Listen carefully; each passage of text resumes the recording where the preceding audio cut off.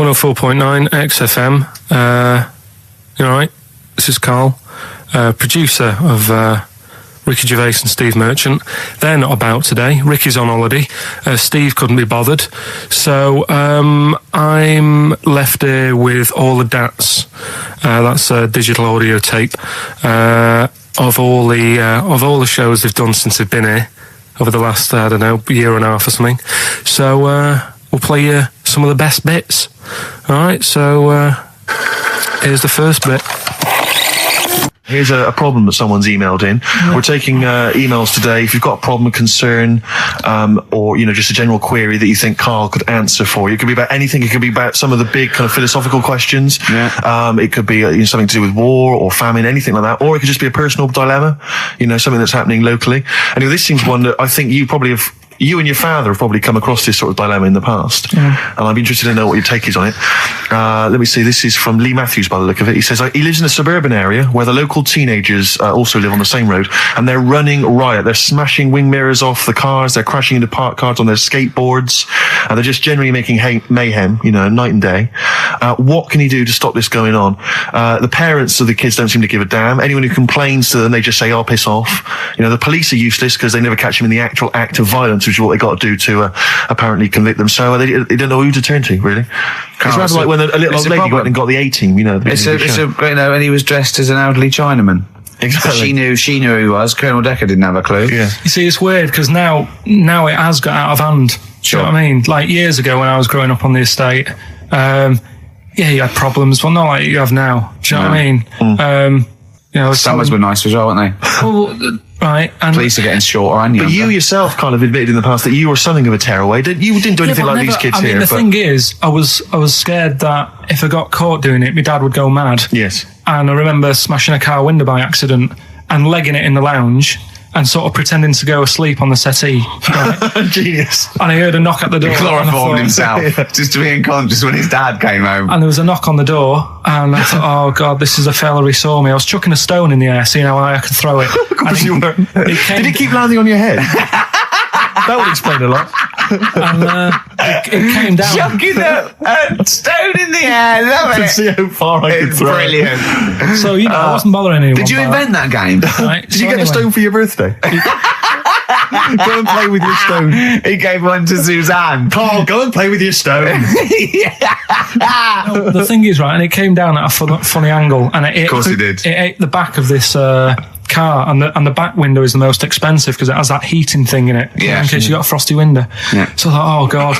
So I legged it in, got on the settee, went to sleep, knocked at the door. Genius. It's a brilliant plan. It's a brilliant plan. I couldn't be guilty. I'm asleep. So I love the idea. So the thing is, our lounge used to sort of, you could see in from the door, right? So this family who saw me do it, saw me asleep on the settee, and my mum said, go and get the door. And I sort of went, oh, as if I'd been asleep. Yeah. I went to the door, like, rubbing my eyes, and the fella said, what did you run off for? I saw you. I was like, oh no. And I didn't see my dad. I went out. It was when he was working sort of evenings. So I went out so I didn't have to see my dad. And then the next day I came home from school, and my dad said, 45 quid. Ooh. That's all he said when he looked at me. And then you fell asleep when he went, wake up. You know what I said? No, 45 quid. Now the thing Karl, is, he didn't have to do £45, Karl. Now I know you were saving up for a brick, but you can't have it. Yeah. Just equally, if you're doing a bigger crime, you know, a bank job or a murder. Remember to take the stocking off your head, because if they wake you up and go, why have you got a stocking on your head? Just go, oh, I had a weird dream. Right. What are they again? Is the tip included? Yeah, go on that one. Right. In Turkey. Nice. It's not, actually. Mm-hmm. That's where I went, and there was them little fellas after Suzanne in the kitchen. What? What do you mean? We went to Turkey. You went to Turkey and there were some little fellas? Well, they had quite a few sort of midgets working in the kitchen. Why? Is it a theme? No, was it a theme holiday? I don't know. Might get them cheaper or something. Was it? So they were working cheaper. They were working in the kitchen, and one of them fancied Suzanne and kept sort of eyeing her up, and she was winding me up, saying, "Oh, not eyeing up and down, just eyeing her up." Anyway, no. So what was she doing in the kitchen? No, it's like a pick what you want to eat type buffet, but you have people clearing the tables and that ready for you to come along. Were they low tables? And you know, he was just keeping an eye on her. What did he say though? Was he It was Turkish, so I don't know what he was saying. But he was a little fella, yeah. Did he? What do you mean a little fella? What do you mean little fella? Sort of dwarf-like. What do you mean dwarf like? He had magic powers, or he was 4 foot? No, what do you mean, A Carl? little bloke, just like a normal bloke, but small. If you stood him in the desert, you wouldn't know. But he'd be hot and thirsty. Right, Carl. You should watch out for the monkeys. Yeah, underground. There's underground monkeys. Look, you can't just say there was a little midget fella who was eyeing up my girlfriend and then leave it. What do you mean? What was happening? This is a story to us. This is much more interesting to us than, and she was deaf, right, and she hit her head. That's much more I don't interesting. understand how it manifested itself. Did he come over and say something? No, do you know when it's like girls know, don't they? When someone fancies them. What do you mean there was lots of them as well? Do then? they? That's worth knowing. Listen, right, come on, right. So you went to this holiday, yeah? Yeah. And you went into the dining room or something? Yeah, downstairs. And you looked over. You thought, this is all, there's no one serving. Yeah, and they go, Wait a minute. hold on, you looked down and there was a little waiter. There was loads of them running around busy. Why though? Why did they It get was summer. What do you mean? Because it was Loads of summer. them. They had more of them They on. come out in summer. They come out in summer. What do you mean they had more? What do you mean? Because it's busy, isn't it? Well, no, but they hibernate in the Why winter. were they all midgets? I don't know, maybe it doesn't heat stunt your growth or something. No! Well, they just happened to, maybe it was a thing that they did for tourists or something, I don't know. I just got on with my meal. It was a holiday, do you know what I mean? God. Right, So it's a midget serving. I'm not going to ask any questions. Right, okay, yeah. So they're all little fellas running around, and this one always was like, oh, do you want a new serviette? You know what I mean? Going out of his way to sort of... for turning on the charm. Yeah. Yeah, he was going out of his way. The others weren't. Right. I think what was happening is he'd been working with Santa all the winter. Yeah. This is sort of little summer break. This one He was hadn't your seen a girl. waiter, and so he was being polite to you. Maybe. But what did Suzanne say then? Well, she was using it to wind me up. What was she saying? Oh, he's Just like, look. he may be small, but he's Well, built like a... Yeah, he's all man. so Were you jealous of a midget then? You were jealous of it him? is a bit annoying, isn't it? Why? It wouldn't bother me as much now, because I've been with her for ages. Right. But at the time, that might have been one of our first holidays, and it's like, You don't want to be what's going on? I paid for this holiday. And then you get off with a midget. Yeah. Oh. So anyway, But it doesn't matter because you got chatted up by a bearded lady. So. yeah. tell you what, no, that's got nothing to do with that. What were you going to say? What were you going to say? I was going to say the hotel was half board, and maybe. Oh, right. I thought you were going to say it's just one of her shortcomings. So listen, right? Play a record. He said he's, oh God, it's like a child or a cat when it's confused. He went, Steve reckons in ancient Greece, right, it was better to shag a bloke than a woman. And I went, well, yeah. I mean, that's about the male being sort of a first-class citizen. Yeah. Much better, wasn't it? An aspiration the to point sleep with a was, Carl, beautiful man than a beautiful woman. Women were lower class citizens, Yeah. so therefore men were seen as higher class. So to have sexual relations with a man there was no shame in that. No. In fact, it was looked upon. And I as a said, good well, it's, ancient Rome. I said, Nero, he'd sit in his big jacuzzi and he used to get, pretty boy men to just go into the water and just nibble at his testicles while he was having a watch. Do that. He did. No. Yeah. And he's not a gay fella. No, well, no. I mean, I don't know about Nero, but I mean, it wasn't a case of a big delineation between what was heterosexual and what was gay. It was just, whatever you... So what did this fella do then? This one who's having his... Well, having he his was little pretty testicles? much top boy, Nero, for a while. He was in charge. And, and you did what you're told. If Caesar or... But why were people going round there? Why didn't they go, oh... No, they weren't dropping in. It wasn't like the door was opening. I was going to see what Nero's doing. You'd have probably been like a delivery boy or a stable boy or something, and you'd have popped round there and you'd have gone, there, right, Nero, there's the tablets of stone you wanted. And you go, Pilkington, why you are here? Pop under... I don't know why he's French. What is that? I don't know why he's French. Just pop under the water and nibble at my testicles and you'd have done it. Because he was Nero. I wouldn't. You would have. There's no way I would have done. Yeah, well, you would What have. have I done? I've dropped a pizza off. Yeah, you why put am I around to there? Nero's place with the pizza. Right. Right, I'd say I've done my job. Right? Yeah. That's not the sort of tip I wanted. No, he'd have said, get the little baldy chap to nibble on my testicles, and you'd have been on the wall. I wouldn't have done it. No, Well, you wouldn't have put me head on the wall near it. Right. No, I wouldn't have done it. Can I just say this, Steve? Not only would you be nibbling his testicles, you'd have been going mad. You'd have been noshing him just for extra. You'd have been doing everything he wanted. You'd have been going, he'd have gone, I didn't ask you to do that. You'd have been going mental. They'd have been chewing, slurping, smacking, poking. You'd have chopped. You'd have gnawed his packet off. You think you're eating Walker's crisps? There'd be bubbles. There'd be flood. Oh, it'd be horrible. All right, this is Karl, the producer of Ricky Gervais and Stephen Merchant on XFM 104.9. We're playing out some of the best bits. Hope you're enjoying it. Here's another one. Last week when I did Do We Need 'Em, do you know when I called up one of the museums in a science museum? Yeah, are you talking to me? Yeah, I'm just saying, I wanted to tell you before when the song was on, but you're so busy listening to it. Yeah, was I so busy listening to a song I was playing? Yeah, but we're doing a radio show, aren't All right, we? what's your point? Well, I just wanted to say, she emailed in to say I got her name wrong, so I'm just apologising for that. What did you call her? I think I called her Jessica. What was her name? I don't know, I've got it on email somewhere. This is not an apology. No, I'm just saying. You've got it wrong again! You've not even said her real name. How is that an apology? Well, I remember I read the email, so I Who are you apologising to? I think her name's Jackie, I think. Oh, you've got it wrong again, haven't you? Well, anyway, and she just said if you want to see dinosaurs and that, go to the museum. You were complaining about that as well, weren't you? You went to a museum and there was too many dinosaurs. He said you just need 4. No, well, Steve, have you been to the one in Knightsbridge? I think this so. One that I called up, right? It's nice. You go in, you get a good collection of stuff. You walk in, there's 3 or 4 dinosaurs. You've had enough, right? I went into New York, right? I went to the museum there, hundreds of them. You can't move for dinosaurs. Yeah. It's almost like they're responsible for them being extinct. There's loads of them. So all I'm saying is, if you want to see a dinosaur, go to the one near Knightsbridge. They've got a nice selection, some old vases and stuff. It's worth going. So. Some people emailed in the songs with stories in it. One of them was Babushka, and he went, "What's that?" And I went, "That's Katie Bush." What is it? I said, "Oh, it's about a woman who dresses up as another woman to introduce her husband." He went, "They wouldn't work."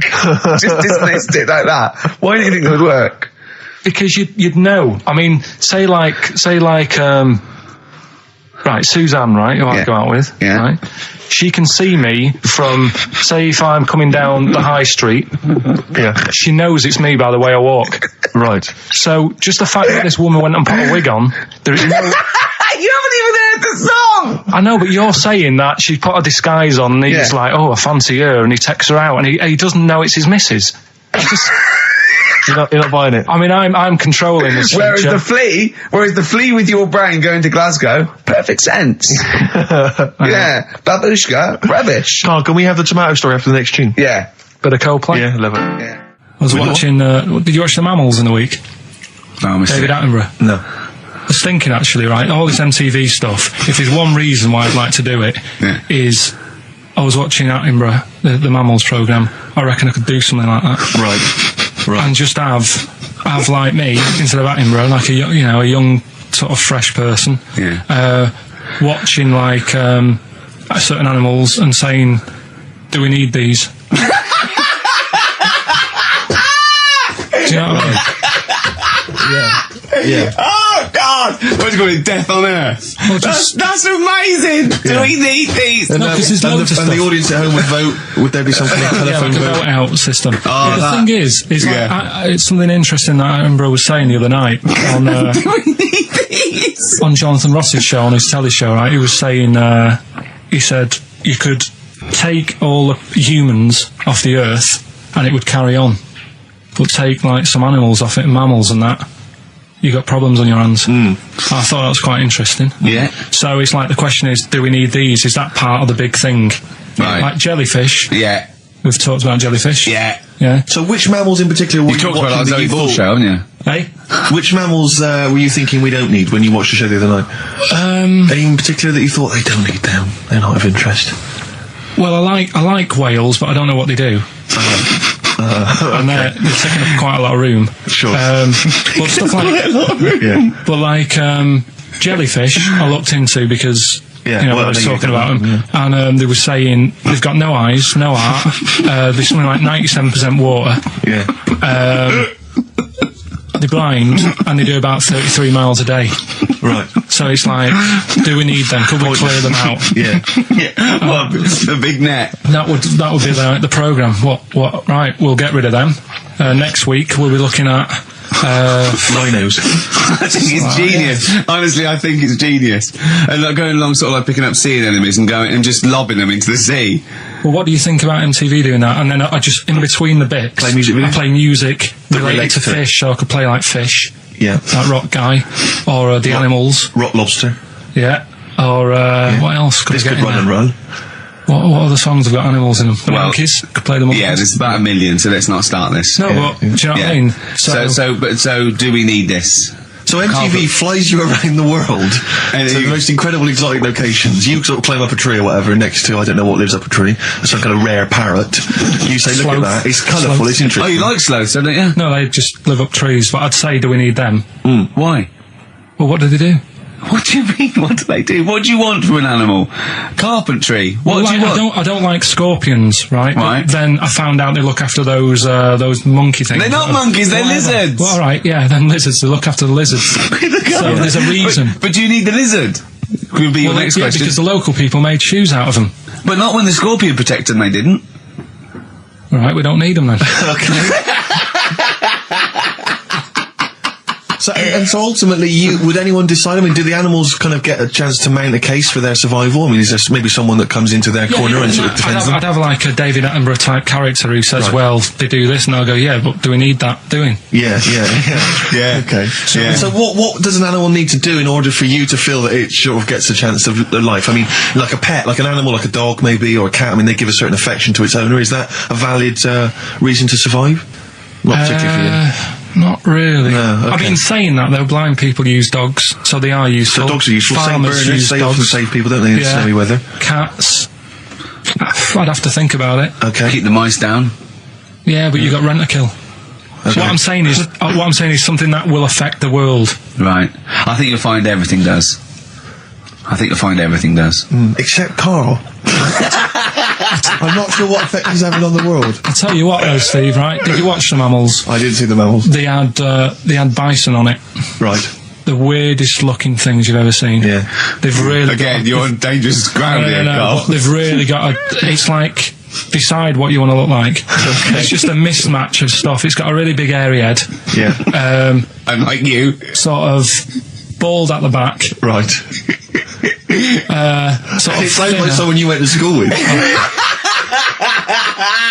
Was there two of them? Oh, brilliant. That's nearly it, Carl. Right, what's your last room 101? Oh God. It was holidays. Holidays. You want to put holidays in room 101? People who are sort of annoying on holiday. Oh, yeah. Do you know when you go away? Oh, yeah. We've sort of touched on this before. Is this going to be the Scouse guy? Yeah. Go on. Oh, it's so long though. I mean, it was a holiday when we went to Tunisia. And the scouts pissed you off. Surprise, surprise. Yeah. Yeah. But the annoying thing was, when you go on it was a cheap holiday, and like the lesson here is, if you want a good holiday, you gotta like spend some money. Yeah. And we didn't on this one. We spent about, I don't know, 400 quid for two of us for like a month or something ridiculous. And we got there, and you get to the hotel and you go, we have made a mistake. It's a ropey hotel. You can tell like the blinds and stuff as you walk in, they're all dirty and stuff. And you think, well, let's make the most of it. Let's not get down about it. It's a holiday. It's for a rest. And you try and make the most of it. And we had to meet. Like you have one of those things where you get to your destination and the rep says, right, go and unpack your bags and that. Go and sort yourself out in the room. And tomorrow morning we'll meet up at 10 o'clock and I'll go through, the best sort of place to go for camel rides and, the best deals I can get you. That sort of thing. Can anyone here walk like an Egyptian? So she says, right, tomorrow morning meet 10 o'clock in the discotheque. So we get up and we have breakfast, and it wasn't a good breakfast. The kitchen was like bit horrible. The food wasn't good, and it was run by sort of midgets. What do you mean it was run? Not there's anything wrong with that. There was little fellas running around, and the annoying thing was one of them sort of started to fancy my girlfriend. How did he manifest his affection for No, you're not saying there's anything wrong with midgets, though, are you? Just saying it was strange that there was. Yeah, but even midgets shouldn't be cutting in on Karl Pilkington's No, territory. I know, no. But it's also that thing of, you know, they've got little fingers, and it's sort of. God, I'm so sorry. No, I'm not. It is a bit of a phobia of mine. Okay. Do you know what I mean? They are nice people and that. Sure. Oh God. But the annoying thing is. So what was he doing then? How did he? I don't understand how he was chatting up your girlfriend. Was he crawling under the table so you couldn't see? Just kept Whispering to her from underneath there. Stop it. Just sort of, you know. Wait, I don't want to get a complaint on our last show. There's not many midgets What's going to happen? Can we just finish this and start up again in a couple of months? Oh, yeah. So if you want to know more about the midget theme restaurant, then we'll talk you in 3 months. Yeah. It's just. It's just. No, that's fair enough. Actually, Oh you're yeah, absolutely no, right, sorry Karl. about That's your this. producer's Listen, head on. we'll see you in about a really. It's been a pleasure, truly, and thank you for everyone that wrote I've got you a couple letters. Have you really? I've got you both a present. Right? Oh. I got Ricky. Do you know, like we've done fables and Yeah. stuff? Right. Yeah. This is like Mr. Ben. This Oh, is brilliant. Yeah. Right, and it's like little fables that Mr. Ben goes on. oh, fantastic. So I want you to learn something from that for when you come back. Okay, brilliant. That's lovely, I'll tell you Karl. one of the stories I read this morning. It's brilliant. In fact, when you've done with it, Yeah. give it me. Yeah. Because I haven't finished reading that. Okay, thank you, Karl. And for Steve, a little shut up lines. A little book of chat-up lines. That's fantastic. Karl. Well, we'll see you in 3 months. But carry on emailing Karl. Cherish Karl Pilkington. He sits in a little room by himself, so keep him in touch. And we'll see you in August. We're going to leave you with something that we all love. This is There Is a Light That Never Goes Out by the Smiths. Very apt, I think. Goodbye. See you later. You've been voting in all week, sending your emails. So here's the clips that you wanted. Right. Badly Drawn Boy, Born Again. Right, just get this Educating Ricky out of the way. So, Turkey, yeah. So what is this again? It's Educating Ricky is the tip included. Right. Apparently a fellow was on holiday in Turkey. He's just having a normal holiday. Weather's good. You know, he's having a good time. Weight is all normal height. Yeah. He's having his meal. He hears a load of screaming going on in the kitchen. No. Has his girlfriend wandered in there? And they do, With a step ladder. the circumcised people in the kitchen, and apparently... What are you talking about? Whoa. Slow down. We were Sorry, sidetracked there for a minute. what are you talking about? I'm excited about 2 things at once here. One, they circumcised people in the kitchen. 2, I guessed it was someone losing the end of their knob. He did, yeah. I started thinking like Karl Pilkington. Extraordinary. That is amazing. Apparently it was going on. It wasn't just a one-off either. Well, when I say a one-off, I mean they did it more than once. Yeah. Right? And there was... it was there for a week, and apparently the first night it was quiet, and then the rest of the week, every day, it'd be like having his breakfast, or even his lunch, or even his tea. Yeah. He'd be doing it all day. Oh. You'd be hearing Lunch and screams. breakfast, fair enough, really. Yeah, Circumcision at tea time. Don't do that. And apparently it's a tradition over there. You can't even make a complaint about it. It's like, well, you should have found out before you come over See, it. I can't believe this is So true. I'm a little I bit can't lost. believe this is He was true. in a restaurant, in a hotel, and there were people having circumcisions in the kitchen. Yeah. Is that right? I'm even worried that we're bordering on the racist here, suggesting that is tradition, that Turkish people cut the end of their cocks off in the kitchen Yeah. at meal times. I think you're wrong, Karl. This sounds ludicrous, Karl. No, I don't think it happens everywhere. Right. I think this Just in Oh, particular this at this restaurant. hotel. certain places, Certain hotels. certain hotels. What, is it like 2-star? Yeah. Why did he go to the Foreskin Inn? It was his own fault, wasn't it? So that's Sorry, that's it, is it? Have they closed? Sorry, no, wait. That's the story. You educated me, right? Once a fella saw some Turkish people cutting the tip of their knob off in the kitchen. Thanks very much. Thanks very much, Karl. Got any more? Well, there's things you can learn from it. Either don't go to Turkey, No! don't have calamari when you're over there.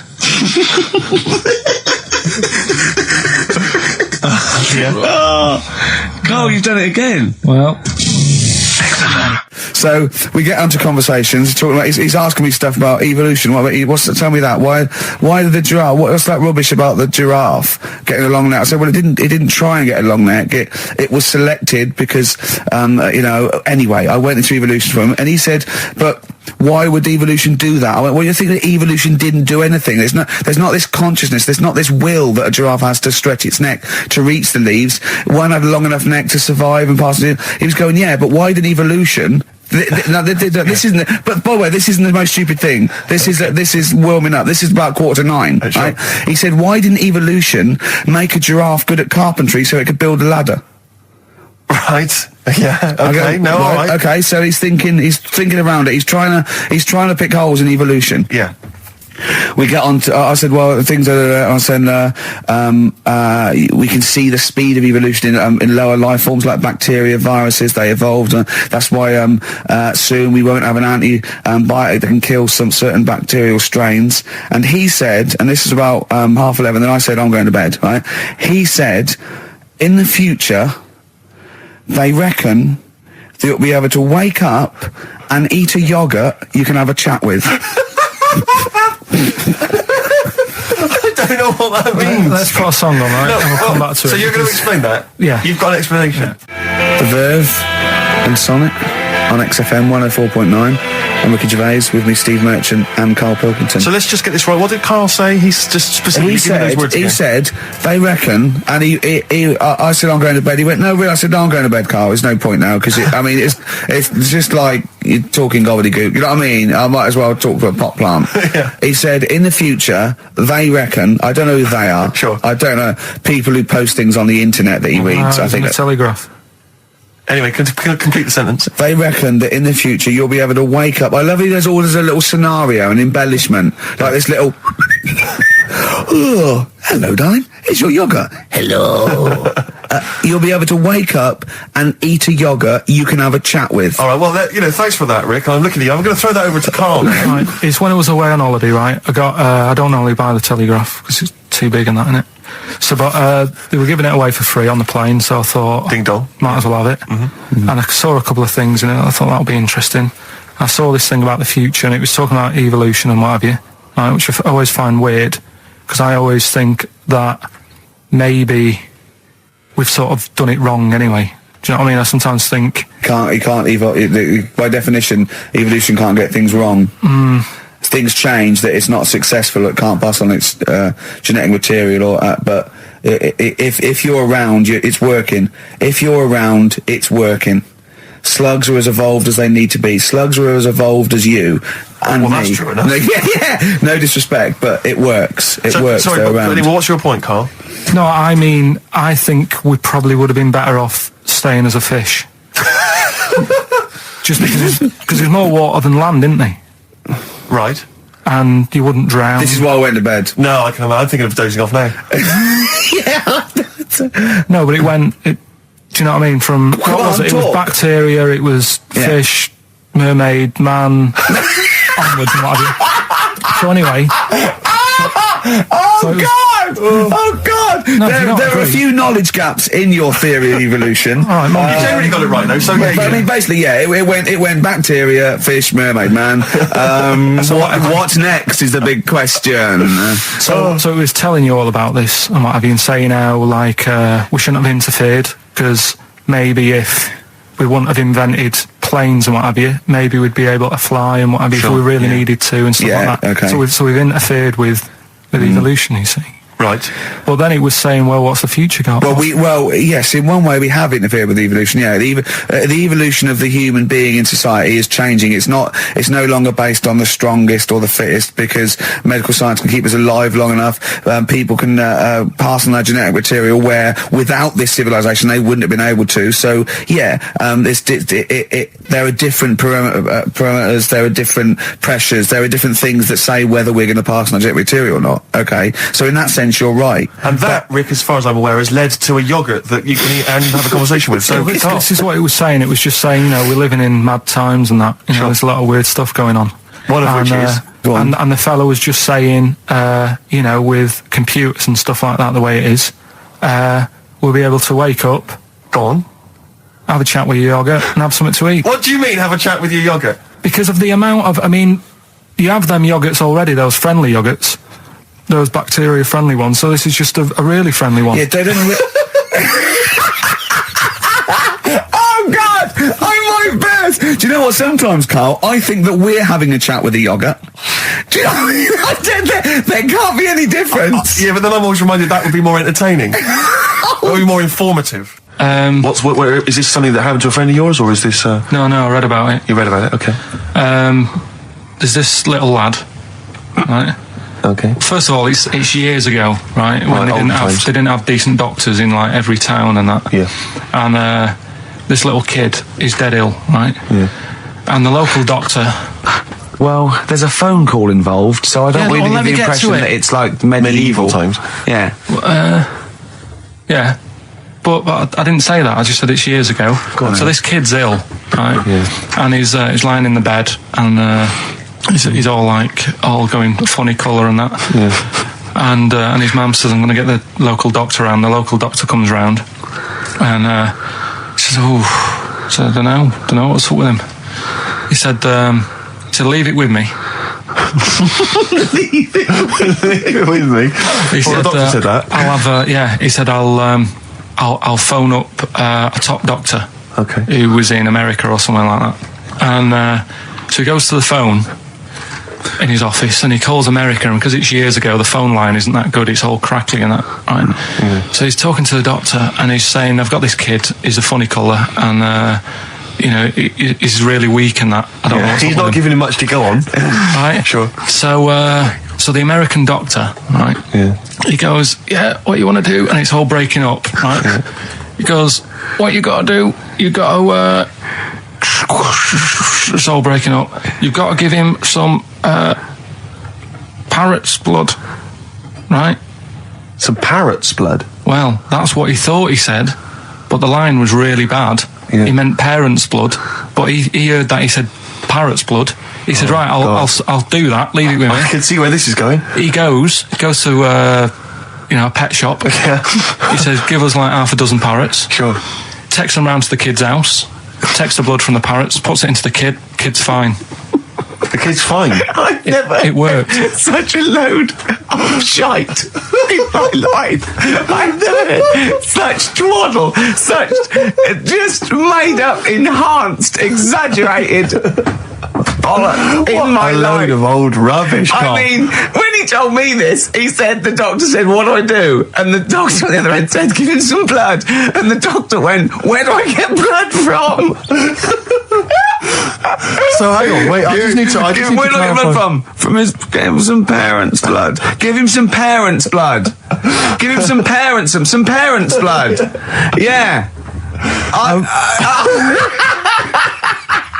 But hang on, I just need to know where you read this. Carl. Where was this? Where did I you read stitched this? you up. You know when he said, so do you believe it? I went, tell it to Steve. He went, do you believe it? I went, tell it to Steve. Carl. Where did you read it? That was on the internet.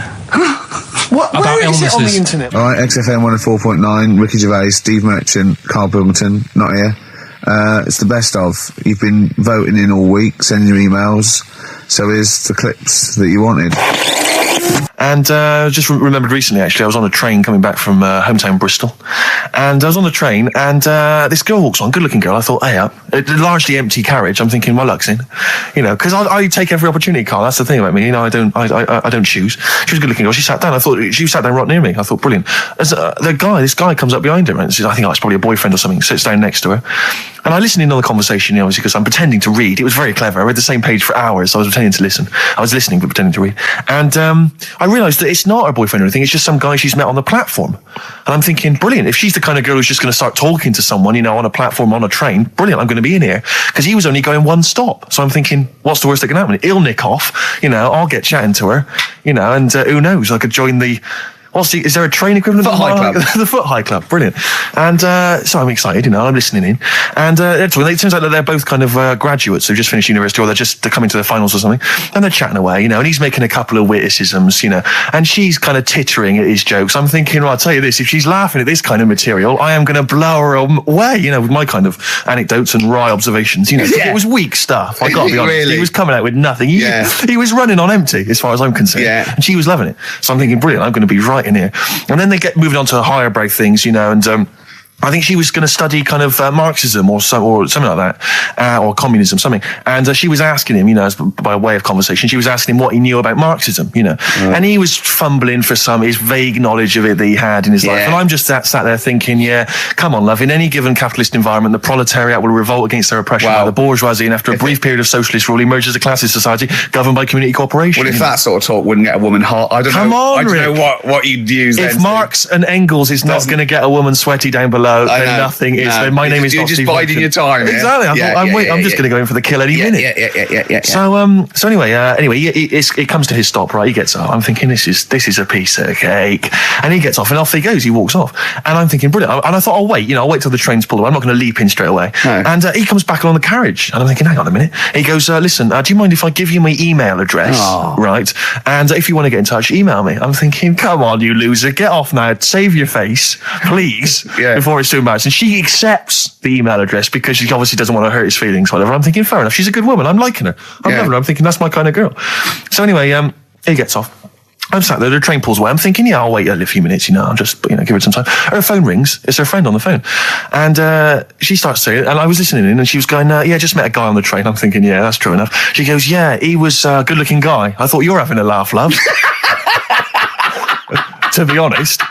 Because I was looking at him, and she said to her friend, he looks a bit like tennis player Boris Becker. I thought, you should be so lucky, frankly, because I saw him. He had awful facial hair, if that's what makes him look like Boris Becker. A terrible little goatee beard. It was laughable. I thought, I don't know. And then she goes to think, and she's like, yeah, I met him, we got chatting and stuff, and she was going, it's not often that you meet someone, generally in life, who's, kind of thoughtful and intelligent and funny. I thought to myself, I'm not even going to waste my time with you, love. Frankly, if that's what you thought of him. You just walked away. And I'll be honest with you, I didn't even bother talking to her. No, I didn't even waste my time with her. If she thinks that bloke is not only great looking, funny and intelligent, and she got on well, and he was polite, and it was a chance meeting, and he thought, and she thought that you were like a freaky looking dog who didn't even have the nerve to speak. That is what she thinks, then I don't want to know her. I couldn't. You walked away, and good luck to you. And I have my dignity intact. Yes, and she's nothing. And Karl Pilkington with his brand new show, What's the Song? What song am I thinking? No, I mean... You're nervous about this, aren't you, Rick? I am. You're worried. Well, because I've heard some of these clues before. And they're ramblings... Sometimes they're close to ramblings of a fool. Right? And it really is like those, what am I thinking? Yeah. I don't know, though. I actually was genuinely impressed by Born Sleepy. I have to give him the benefit of the doubt. That's one of the better ones. Because that was short, sweet, and it worked. Some of these, you say they're not going to be quite as pissy. Some of them are like Emily Bronte novels. Now, listen. We're just going to go for it then. You do it, and we just get people to call up, because I want to see the general public's confusion trying to work out. Why don't you give us your next clue, and then we'll play a track, and then we'll hopefully have people on the line after the track to try and answer it, and you can recap briefly. So give us your clue now for what song am I thinking of? Right, this one. It's about a woman. And she's just normal, nothing wrong with her, or so she thinks, right? But there's the twist. Is this like the Tales of the Unexpected? And she's got she's got her mates and she's having a normal life, having a good time and that. And then this thing happens, right? And she starts to stink. And she can't have a bath, right? And she really wants to have a bath. She's dead sweaty and stuff. She's going about her daily stuff. She can do everything else normal. She can eat, she can talk, everything. But for some reason, she can't have a bath. Is there a coal mining husband in the bath? Yeah. Is this Born Stinky? She can't have a bath. So a woman can't have a bath? Yeah. Or a shower. She can't. Okay, leave it there, Rick. Don't try and guess. It's not for us to guess. The general public can phone up and ask questions, so I just go for it. I'm not sure they can they? I think so. Otherwise, we don't want just people just phoning up and I'll tell you what about this? Why don't they can ask one question? Yeah. They can ask one question of Karl, then they have to make a guess. Okay. 08700 800 1234. Have we got someone on the line now? We'll just go. Let's do it. Let's go for one. Let's go for one. This is edgy radio. This is letting Karl stuff. live. Go on. Hello, XFM. Hello, I'm ringing about what's the song? Absolutely. What do you think? Well, I'm going for Dirty Diana. Dirty Diana. See, that works. That's a great guess. It does, yeah, but it doesn't work because why can't she have a bath? Okay, so the answer is in there. I was going to ask you. Well, that's your one question. That'd be the answer. That would be the answer, I'm afraid. What was your name? Shelley. Shelley, thanks very much. Shelley, I should tell you that, that you should never take this personally, because no one can really get into the mind of Karl. So don't beat yourself up about this. I don't expect anyone to get these clues. No. So well done. That is a fine guess. Thank you. Thank you. Okay. Anyone else there? That's hello XFM. Who's that on the line? It's Chris. Hello, Chris. A question for Karl? Before you give us I haven't thought of a really good question or anything yet. You just want to go for the guess? No, what I thought was, I'm sure Simon Mayo used to do this when he did the breakfast show on Radio 1 years ago. No, he didn't. So you've just pinched this idea, Karl? If you're going to rip someone off, Karl, do not rip off Simon Mayo. I haven't ripped this off. I thought this was a new idea. I was going to do it with sound effects instead, but that's he used to do that, and he used to get his team to play other characters. You idiot. Well, no, hang on. Not you, Chris. I'm saying you idiot to Karl. Yeah, but nothing's new anyway, is it? So I'm not getting annoyed about it. True. What do you think the answer is? Is it Cornflake Girl by Tori Amos? Good answer. She couldn't have a bath because she'd go all Go floppy and then go down the plug hole. Good answer. She's all soggy. Yeah. So is it Cornflake Girl? No, it's not, but that's a great answer. It could have been. All right. Okay. You're already seeing the error of this, aren't you? I think this is great radio. I'm really hooked on this. I'm genuinely excited. This is really like that. Those so-called lateral thinkers. A man got into a field and dies. Why? Yeah. He ran out of air. No, not the one I'm thinking he was of. shot. Well, no, that was a good answer. Well, couldn't Simon Mayo sue you or something for doing it? Will you stop? Don't mention that. Yeah. Listen, I think if you're going to steal ideas from someone, it should be a brain box like Mayo. I mean, he's the man. The only example of one I can ever remember here on his show, because I was quite young then, was some people were pretending to tap someone's phone or something, and then they got caught, and the answer was just bugging by whistle, because they were genius. That was absolute genius. That's absolute genius. See, Karl, that's the sort of standard you've got to come up against. Thanks very much, Chris. The phone lines are hot. Hello, XFM.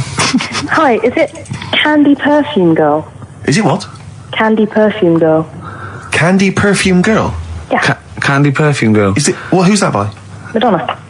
No, it's... That sounds like an obscure album track. No, it's one of her songs. Just think about it. She stinks and everything. She's a normal life. I didn't say she was a sweet or anything. But for some reason she can't have a bath or a shower. Is this a big song? Just to give him a clue. It's a bigger song than Candy Sweet Girl. Thank you very much indeed for your guess. It really is right. Thank you. Cheers. Sorry. Okay, one more, then we go to a record. Come on. Okay. Go on. Hello, XFM. Karl. Yeah. Is it High and Dry by Radiohead? High and dry. High and dry. Now that's great. She smells, which is another word for high. She's dry because she doesn't have a shower. Karl, if it isn't that, yours will never be as good as that. He's the winner. Whatever you're thinking of, that clue is brilliant. What's your name, mate? It's Richie. Richard, I mean, you can't beat that. That's a bit too lateral. Don't be stupid. It's perfect. He's made yours into a clever clue. He's made high, she smells, dry, she never gets in the bath or shower. It's not that, is it, Karl? No, it's You not. don't even get that, do you? Not really. Have you ever heard of the word high being used to mean sort of smelly? No. No. Oh, what? That was where you went wrong there, mate.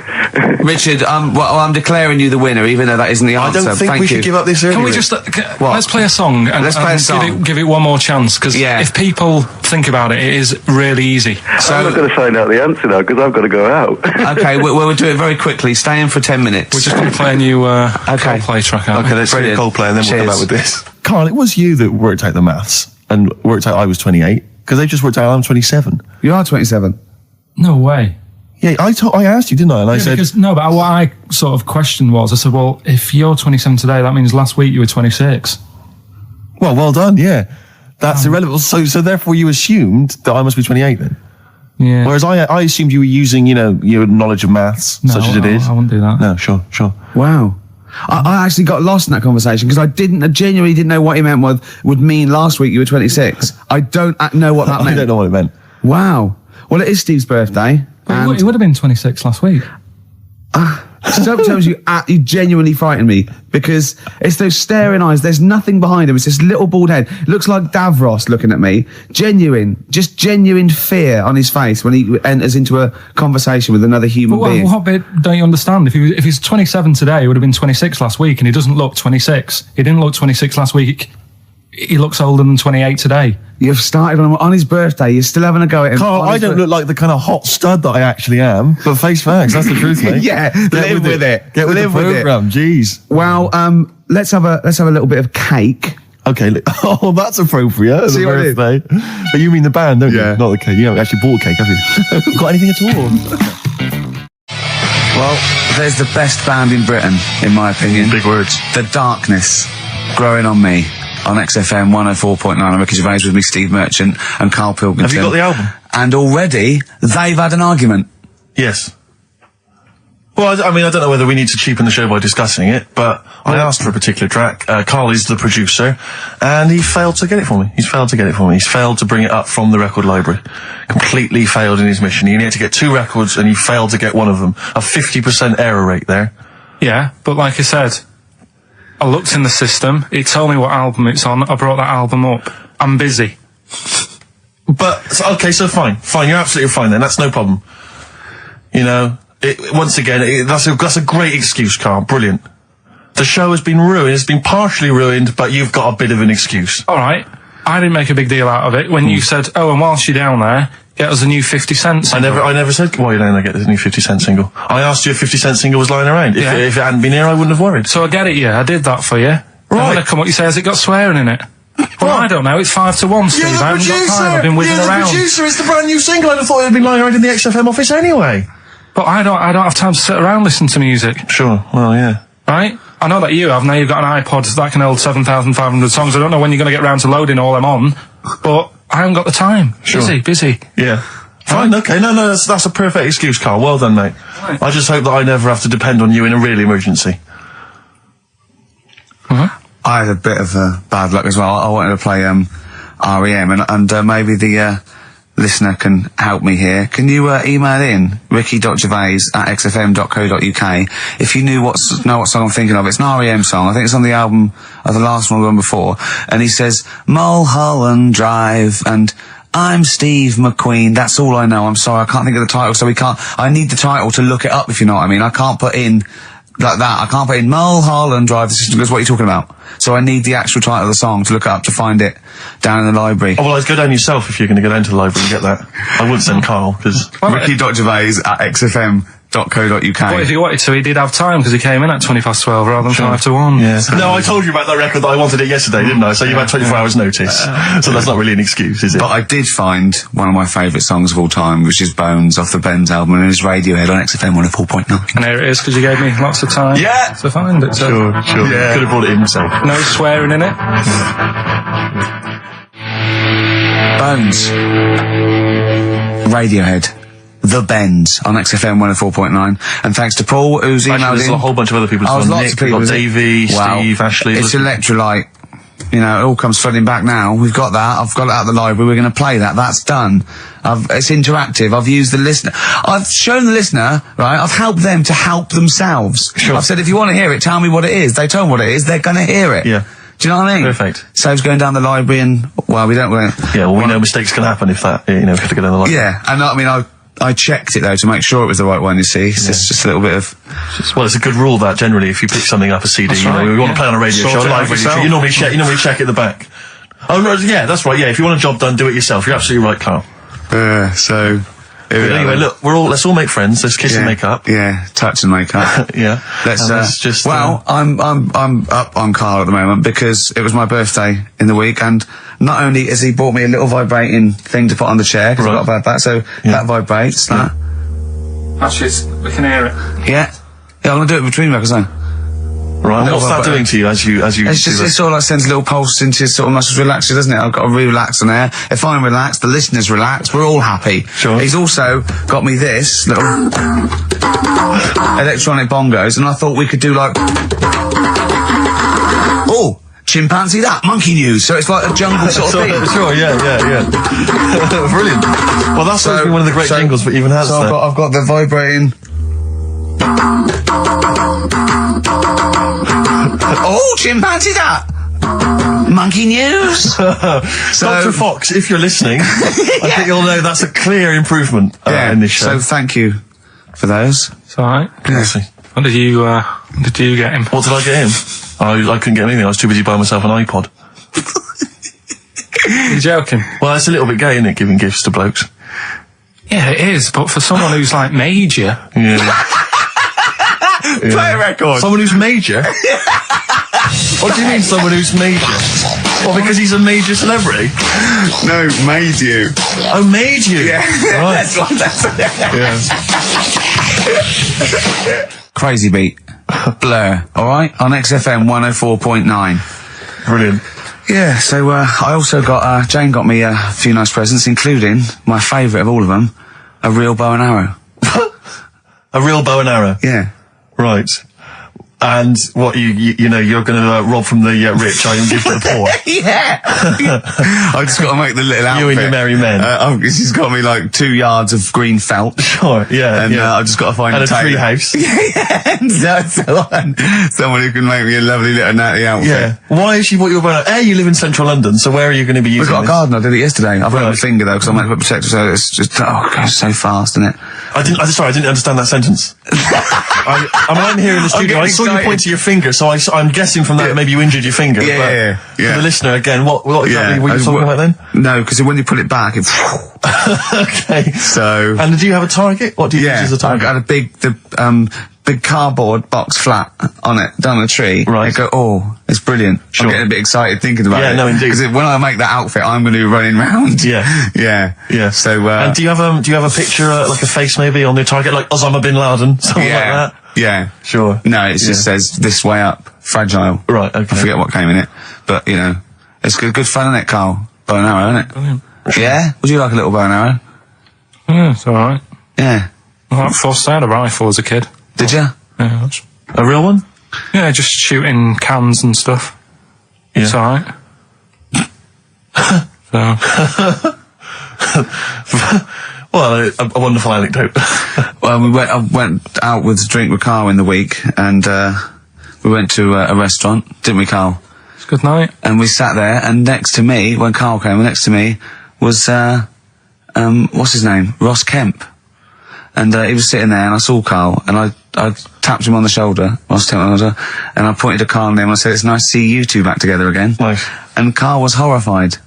But Carl didn't know that I'd already spoken to him before Carl arrived. I thought it was okay. I thought I could break the ice because I'd met him before. Sure. So he just thought I was insulting him. And when in the week we were talking about his little head, weren't we, Carl?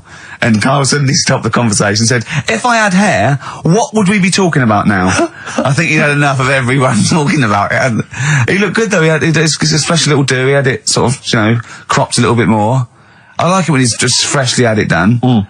Do you like, Has that ever happened to you, Steve? If you're somewhere, say if you sat somewhere, does someone sort of, is he anyone else who you look like, or would you say you're a bit of a one-off? I love these two. But to be fair, to be fair, he seems to be having to go at me an awful lot more than I do at him now. I mean, he just starts it. Starts it out of nowhere. I think his is sort of a get back for the way you treat him as a producer, not. But he's not a producer. If he produced the show, I wouldn't have a reason to criticise. But I think this is it. But seriously, I mean, it really winds me up now because it started as a joke, but now it's abuse. Yeah. He got annoyed at Heat because it said Carl, producer, well, not so much a producer as just a bald mank. And he went, can they say that? Yeah. Can they say that? See, that's a magazine, an independent publication that's identified what exactly it is you do. Yeah. There we go then. Go on, bring it on, because here we go. He's looking at me. I know he's thinking. I can hear the cogs I'm not thinking anything.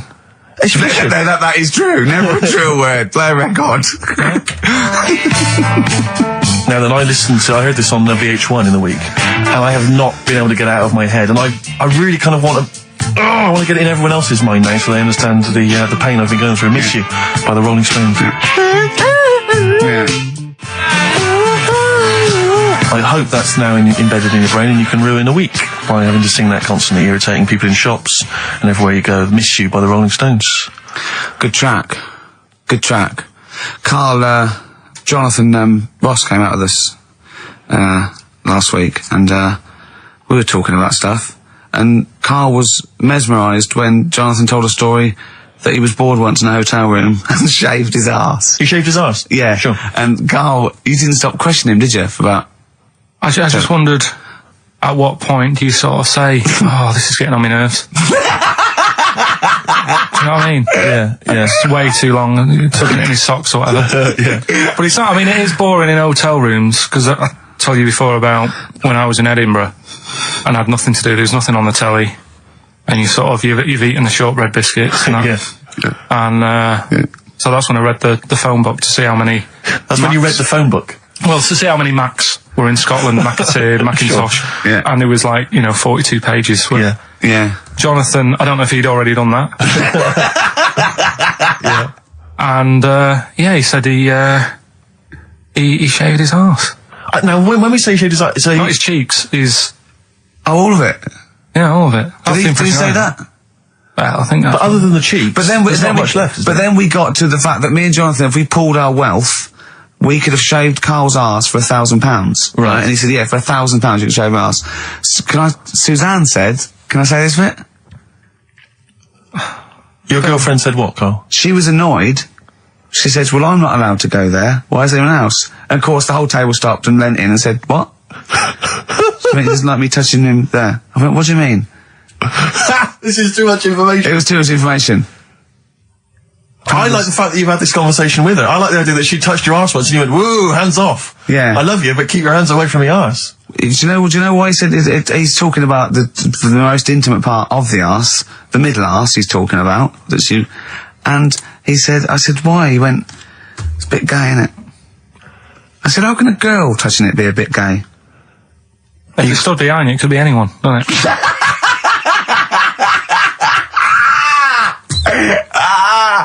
Oh God! And it seemed, I mean, you can imagine the conversations we were having, right? And it's that thing that the waitress heard something every time she came over. She heard the word, cock on. Jonathan Ross saying I shaved my arse. yeah. And, oh dear. But it was, it was a good night, wasn't it? So, it's £1,000 now, isn't it? But presumably you give Suzanne half anyway, so everyone will be happy. You've used the arse to best effect. She's got half out of it, so she's made as much out of your arse as you have, in a sense. Me and Jonathan are happy. Yeah, but to be fair, it's his arse on the line. So I know, but I mean, it's not like she's getting a bum deal. Well, she's getting 500, quid. No, I understand that. But, do you reckon? Just thinking of some more. Play a record. Can I just ask, before you play the record, if we were to shave your arse, let's say we did it for charity or something, got sponsorship, how would we do it? Would we use one of those big kind of old-fashioned razors? No, I'd use a Bic Safety. I'd just straight And away. would you use a gel or a foam? No, I first of all, I think I just, lather it up. Right, So you lather up his arse first? I do the outside bits, just goes straight down, big broad strokes, clean, right? Then I'd have to go in the crevices, and I'd need an assistant. I'd pop it apart, and just very gently go in there. I might even use electronic equipment, just so there was no sort of like nicks. Okay. So an electric razor? Or I might wax the internal middle arse. How did Jonathan do it? Because he did it on his own, didn't he? I use mirrors. Why do I'll ask him. We'll call him later. But, I don't know. Well, perhaps you listening have once shaved your arse, maybe during an exam or something. What I think, this is conjecture, but I think he was probably there, he'd had a shower, he'd shaved his face, right, I thought, well, he was naked, looks down and goes, oh, what a hairy arse.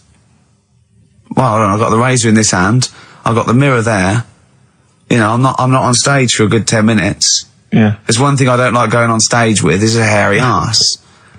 Bang, drink, wallop, done. On stage, thanks, see you later. See you next week. Yeah? What are you thinking, Carl? No, it's just how hairy was it? Do you know what I mean? How hairy was it? Because I imagine, you're saying mirrors and stuff. But he's how old is he now? He's 42. And they say your testicles drop quite a bit once you start getting old, don't they? Yeah. So he's got to make sure they're out of the way. Yeah, but I don't think I can speak for myself, as a similar age to Jonathan, that, there's millimetres in it. It's not like we tuck them in our socks in the morning. They're still in the same place. You really wouldn't know the difference. It wouldn't, if we filmed it in, time-lapse camera, it wouldn't be like a bungee jump. Do you know what I mean? They wouldn't be moving a lot. Yeah. All right. Do you think I told him he's a good-looking fella, Steve. Would you agree with that? I told Jonathan that he said that he just went for it as well. Yeah. So you spent a lot of time picturing Jonathan's naked arse. You'd let him give you money for arse touchery. Yeah, whereas your girlfriend's got no chance, and you're saying he's a good-looking man. Do you want to play a record and think about what you've done? Interesting. 50 Cent, 21 Questions, new single from him. Well, me and Carl got a joint favourite lyric now. I love you like a fat kid loves cake. Yeah. That's great, isn't it? I mean, I like it because it's funny and humorous and cheeky. You like it because it means something, don't you? You think that's the absolute truth. If someone was to say that to you, that would be the most romantic thing they could say, innit? Because it's... I don't know, I'm just thinking you know what it means. It's like the Elephant Man, right? The Elephant Man, that's what he's called. Again, you know what you're going to get. The fat kid loves cake. You've said it all, you don't have to say any more. I can't believe it. I'll tell you what made his day the other day. I love it. Jonathan Ross said The Elephant Man is one of the best films ever made. Yeah. Endorsed by a celebrity. I know. Well, by a film buff, really. It is good though, isn't it? It is a very good film, yeah. We have got Cheeky Freak of the Week coming up. Right. There's a lot of stuff going on this week. In the freak world? Yeah. Is it really? Yeah, there's loads. I mean, stuff that we can... The one that hasn't made it. God, this is what hasn't made it, so we'll judge it on that. Go on. There's a woman, right? Do you know how, I mean, in a way, I thought Elephant Man, it was a bit tight because, you know, they sort of took him on a freak show, did a bit of a road show with him and stuff. Yeah. There's some woman, I think she's in India, like now, who, makes a lot of money because she's got 3 legs and like 7 toes, stuff. And she was saying, people pay quite a lot of money. Not Squiddy Patel. It's not that much money, like, compared to here, but over there, it's like loads of money. Sure. And all you do is, you go around to her house and you pay this lot of money, and people just go, oh, look at that. Extra leg. Extra leg. Right. It's quite a lot of money in that. So she hasn't even got to go out on the road anymore, like in the old days. No, that's what annoyed me. It's like, well, you could get to them faster. You go and see them if they're paying the money. Sure. But yeah, what she could do is go in and buy a pair of shoes, right, and then nick one on the way out, because they only put one out, don't they? Good idea. So she could get, 2, 3 for the price of 2. Just one of the many perks of having 3 legs. One of those having 3 legs. The other one is, keepy uppy. But she'd be good at that. She actually just stays at home and puts the feet up. But anyway, that's not even Cheeky Freak of the Week. That's coming up later. Oh, brilliant. Now, Rockbusters, Dead in the Water, isn't it? We've killed that off, have we officially? We killed off Monkey News and Rockbusters. Didn't I tell you that there was some sort of petition for Monkey News? Was there? What was the story? A lot of, loads of emails and that. You mean you've done Monkey News? You mean you want to do Monkey News? No, but seriously, there's uproar. And people were like, you can't get rid of Monkey News. Yeah. Don't be doing that.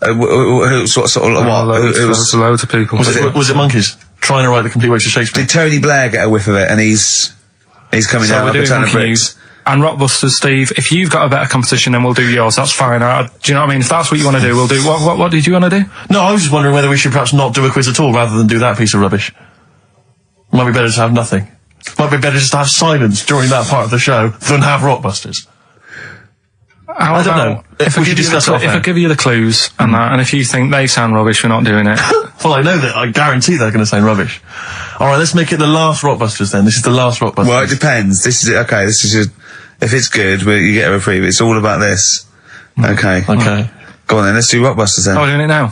Should we play a record and do it after that? Do it after. Well, I'll tell you what. I'll tell you the prizes and then we'll come back with the clues. Because I've dug up that REM track. Excellent. So it's an interactive show. Okay, we've got the best summer holiday album ever. What we got on there is Elvis versus Junkie XL. That's brilliant. Holly Valance is on there. Laz Ketchup. It's all the stuff that the XFM listener is craving. Tribute to the Ramones album. We got Red Hot Chili Peppers are on there. Metallica. Street Legal from Bob Dylan. That's nice. Brilliant. Did you just buy that in the 4 for £20 from HMV deal? Fair enough. Once again, a good album. The Talons of Weng Chiang, a Doctor Who classic.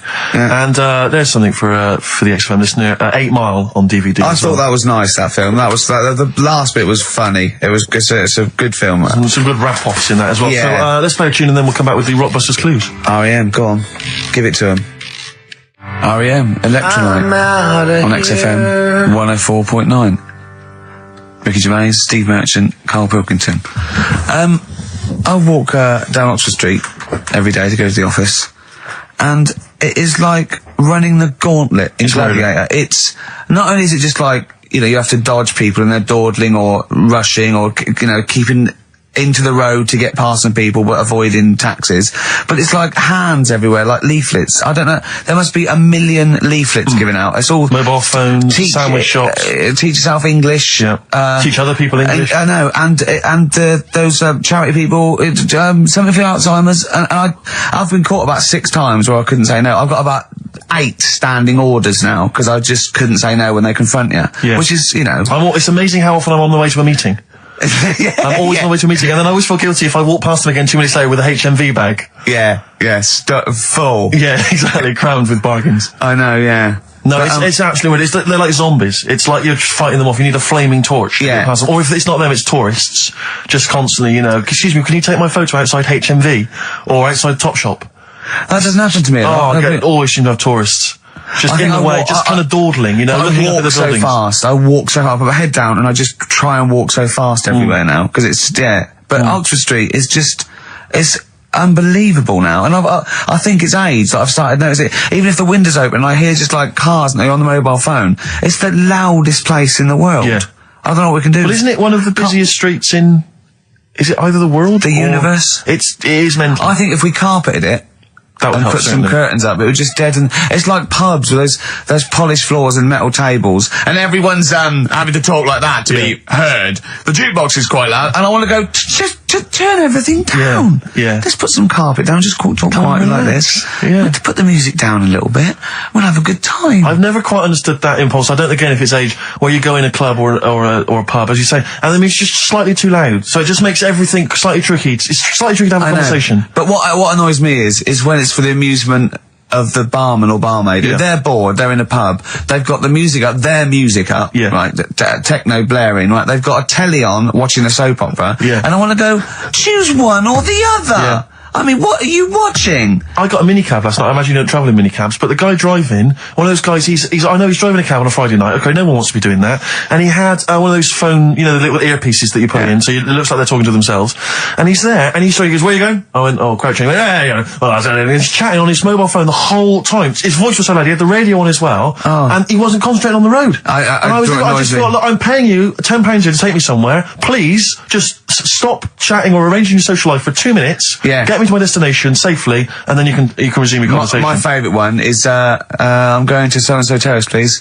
Where's that? I want to go right. You're not taking me then. I mean, I don't know. I don't know. Exactly. I don't drive. I'm paying you. That's why I'm paying you. That's got to be part of the service. But I mean, I know people who've been in many cabs, didn't know where I was, and didn't have an A to Z. No, I was in East London once. I said to him, I'm going to North London. He went, where specifically? I went, Swiss Cottage. He went, sure. I said, do you know the way? He went, yeah.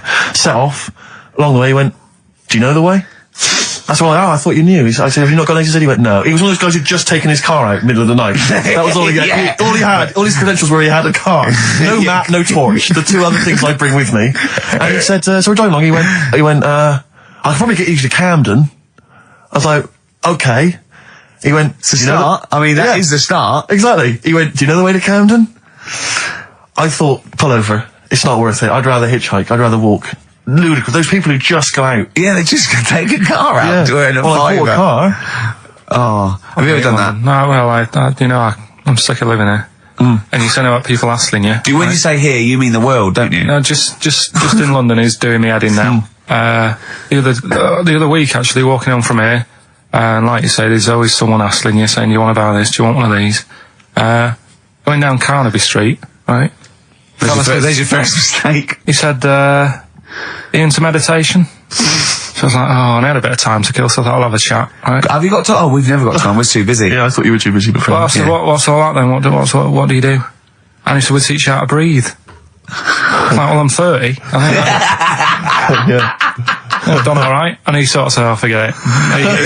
Forget it. I'm 30. And in Selfridges, they do, like Evian or whatever, that water company are there. And they've got like little glasses of water, and you walk past and go, have you ever tried this? It's water. Yeah. Oh, here you go. We'll try it. You go, Jesus Christ. Is that what water is? What have I been drinking then? You've been drinking piss and mud. Have I? I'll have a bottle. Anyway, listen, Rockbusters. Oh, come on then. Let's get it done. Really? Yeah. Come on then. Right, so cryptic clues and initials, you work it out, it's a band and stuff. Yeah. Right, Brilliant. first one. Bob Holness. The first clue, the doctor said part of the foot and the leg was no good, so he took him off and he threw him away. That's the clue, the initials TB. TB, right? The doctor said part of the foot and the leg was no good, so he took them off and threw them away. Second one, the Scottish monster has got a bit of a tan, right? The Scottish monster has got a bit of a tan. Okay. That's TD, right? And the last one, well, the 60s singer had a heart attack whilst he was having it away. We won't be seeing him again. Right, and that's FNM. Well, the 60s singer's had a heart attack. He was having it away. We won't be seeing him again. Email in ricky.gervais@xfm.co.uk. Remember, this is to save Rockbusters. If people don't get this, right, it's no more. So you better, if you want this feature to stay, you better get the clues. Right? Good work, Carl. We'll give those clues again after the next tune. What are we playing? And listen to, Yeah. Oh, you love it, don't you? You love it. Good, it's a good stomping pop #1 rock. XFM. Jane's Addiction, just because I think things are rocking up. They are indeed. Rocking up in the land this year, Steve. Yes, that's good news, I think. Evanescence, them, The Darkness, rock-tastic. XFM 104.9, Ricky Gervais, Steve Merchant, and Karl Pilkington of a Saturday. Can I just say that the shaving your arse feature from earlier, if you missed that was 1:30. That was a discussion on shaving your arse. Yeah. It was great stuff. That seems to have caught the public imagination. We've had so many emails. We've had someone telling us exactly how to shave your arse. Yeah. So if you need that information, I can probably forward it to you. Well, I think this will be the year of rock and arse. Exactly. But it's extraordinary how, just a simple discussion like that you would think perhaps was crass, crude. Mind you, our listeners do like Karl talking about monkeys. Sure. Do you know what I mean? Yeah. It's not like it's something to be proud of. It's not like we changed a nation or freed a people or found a cure for something. We hit them in their, at their level with monkeys and arses. Yeah, exactly. It's what our listeners love. Yeah. Monkeys and arses. Yeah. We should put that on the poster. And they go together, because I joined the zoo last time. I went down and became friends of the zoo. Right? Oh, well, I thought maybe you had to sit in a cage for that thing happened. I went straight for the chimps. Of course. Right? And there was sort of like 3 sort of big sort of adult ones there. And there's people with their kids, and I could see the people just putting their kids away as one of them went up and started putting his face up the other one's arse. Sure. And it was sort of like, I just can't be bothered to explain this to my children. Exactly. So I wanted to just move away. Oh, come on then. There's the lions. You're going to have a look at the lions. Yeah. What are they doing? They're just sniffing each other's asses. Yeah. Yes. I remember when I used to go to the zoo, I always felt there were certain animals that weren't getting a look in, really, that no one was particularly interested in. The tapir. Exactly. We were going straight to the snakes. We were interested in birds. I don't remember being particularly interested in birds. Big cats, although it's a bit depressing. Great apes. Reptile, you're right. Reptiles, Birds, unless it's a big one that you think can rip a dog apart. Yeah, a vulture you go, or an eagle, brilliant. Yeah, exactly, Owls are brilliant. Owls great. But I've always wanted a little owl on my desk. I'd be doing work and there'd be a little owl there, and I go, can you give me that pencil? And it just sort of goes over and gets me a pencil, goes, cheers, and it just watches me and it thinks I'm brilliant. Do you know what I mean? Not really, no. No? No, I've never had an urge to have any kind of animal sat on my desk. No, Carl? You'd like a little owl, wouldn't you, that helped you? No, I had a little magpie, didn't I? We've talked about that. Oh, he came down and started pecking your grifter, didn't he? Yeah. What was his name? Maggie. Sure. Brilliant. Inspired. And you took it to school and it didn't come back once. Didn't come back. Didn't see it again. Oh dear. Did it ever peck your head? Because you used to have hair, didn't you? Yeah. No, it did. It started getting a bit violent. Really? Yeah. But was it becoming sort of age when it's probably sexual frustration because I think magpies go for shiny objects, don't they? And you were probably sort of probably losing it a little bit then in the front, and so when the sun was out, there's a bit of a sheen on the front. They saw a glare and thought, I'll have that. Yeah. What is that? That's brilliant. Yeah. Or as it was sort of pecking away, it mistook it for a tree. Yeah, because of the noise. Because of the noise. Yeah, the hollow sound. I squeezed his head yesterday. We should just point out, if you're a new listener to XFM, you might not realise that one of Ricky's many sexual peccadillos, I'm assuming it's a sexual thing, I can't justify it any other way, is to just squeeze Carl's head. Yeah. Front I don't know what it wise, is. sidewise. I don't know what it is. I don't know if it's sexual or, you know, like when you've got a little kitten, you want to squeeze his little face. Do you know what I mean? Do you know what I mean by that, Carl? Yeah, A little I said puppy that. or I said kitten. before, squeeze a little head. Yeah, exactly, and I feel that with you, because it's sort of like, he gives so much. Look at Carl's face, he gives so much. It is like he can understand what we're saying. Yeah. And that's what the connection is, I think, between me and Carl and other animals. It's like he can understand what we're saying. But I squeezed it yesterday, and Carl went, I definitely had something crack. Yeah. Because I'm trying to see how hard I can squeeze it. Yeah, I think that was you just thinking, Carl. To be fair. I think the cogs just started to... No, I mean, I think there is a danger, because I think there is a danger that you could squeeze it too much. Yeah, I know. He did a good deed today, the other day, didn't you? What was it? Yeah. What were you up to? You were just, you were talking about, like, you know, being hassled in the street and stuff. And, I get hassled a lot by the homeless. Don't we all? You should go home to sleep. Yeah. I'm here, mate. But no, I do treat them a lot. You treat them. I love that. You had a good day? Yeah. You've been good? Yeah. There you go. That's 50p. Suzanne does the Save the Children thing. You were talking about, you know, charities hassling you all the time. She does that. And I sort of say, well, you do that. I'll look after You'll you. take care of the homeless. I'll take care of the odd tramp around where I live. And how do you treat them? Loads of different ways. 50p I might give them. Yeah. Or I might, you know, they'll sort of say, oh, have you got any money? I'll say, what for? And they'll go, I'm really thirsty. So I'll go, well, hang on a minute. And I nip and get them a little Diet Coke. Sure, Diet Coke. Yeah, 'cause they want to watch their weight. Yeah, yeah. They're going full fat. Oh, what an insult. Yeah, exactly. To a man like me. Yeah. You know, I'd rather treat them than... Because a lot of people spend money on, you know, problems abroad and stuff. Right. Oh, I just God. think, you know... Yeah, I'm famine relief. just saying. Oh, God. Like what? What do you mean? Like famine relief? Well, you do get sick of it, don't you? You know what I mean? It's that... You get sick of No, it. I'm just saying. Wait. Go No, on. I'm just... I know. Just let whatever you do now, Steve. Don't interrupt, because I'm scared, but I just think it's worth it. There's so many issues. There's freedom of speech. Yeah. There's we're not responsible. Yeah. There's he'll get away with it because he's a buffoon. Yes. And it is entertaining. Exactly. So go So on. what's All your I'm thoughts? saying is you're saying, you know, who do I give me money to? Is it, you know, little, you know, sick kids or whatever, or is it old people or whatever? HMV. That's where he gives his money to. Particularly, they get a lot of it, yeah. Yeah. And for me, I just get sick of, you know, problems abroad. It's like, what do you do? What do you do with famine and that? What are you meant to do? How can you solve it? It's gone on for years. Yeah. And it just keeps going. We keep giving them money. They keep spending it. And you're not getting any return for your cash. Well, it's just how many times, you know, they've got to learn. What do you mean they've got to learn? What, you're going to teach them a lesson? What do you mean they've got to learn? What do you mean? Well, what are they doing with it? Yeah, they must have like better interest accounts or something where, you know, look after, put the money in the right things. Sorry, do you think that Bob Geldof sort of writes him a cheque? He goes over and he's in the helicopter and there's millions of them, and they go, it's Geldof from Boomtown Rats. Brilliant. They go, I If hope there's one man that can help us. yeah, I hope he doesn't sing. He's not going to sing. He's got some money for us. And he comes down and he goes, do you want a cheque or do you take Switch? They go, we don't take Switch. He goes, there's a cheque. They get He's things doing like... it again though, isn't he, as well? I Is mean, he? I like, you know, he used to work here, Bob. He's a lovely fella and that, but, Yeah, he's a lovely man. but how many times can you save the world?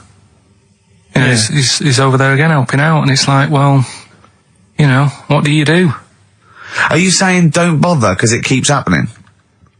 Not well, I'm not saying that. You know what I mean? I'm not daft. So that's what you're thinking. And Carl, you are daft. Yeah, exactly. I don't know what the answer is. Do you know what I mean? So you're just saying wash your hands of the whole affair, leave them to it. Yeah. Sure. Are you really just saying it's sort of, it's nature, it's tough luck, just don't interfere? Like a wildlife programme. Is that what you're saying?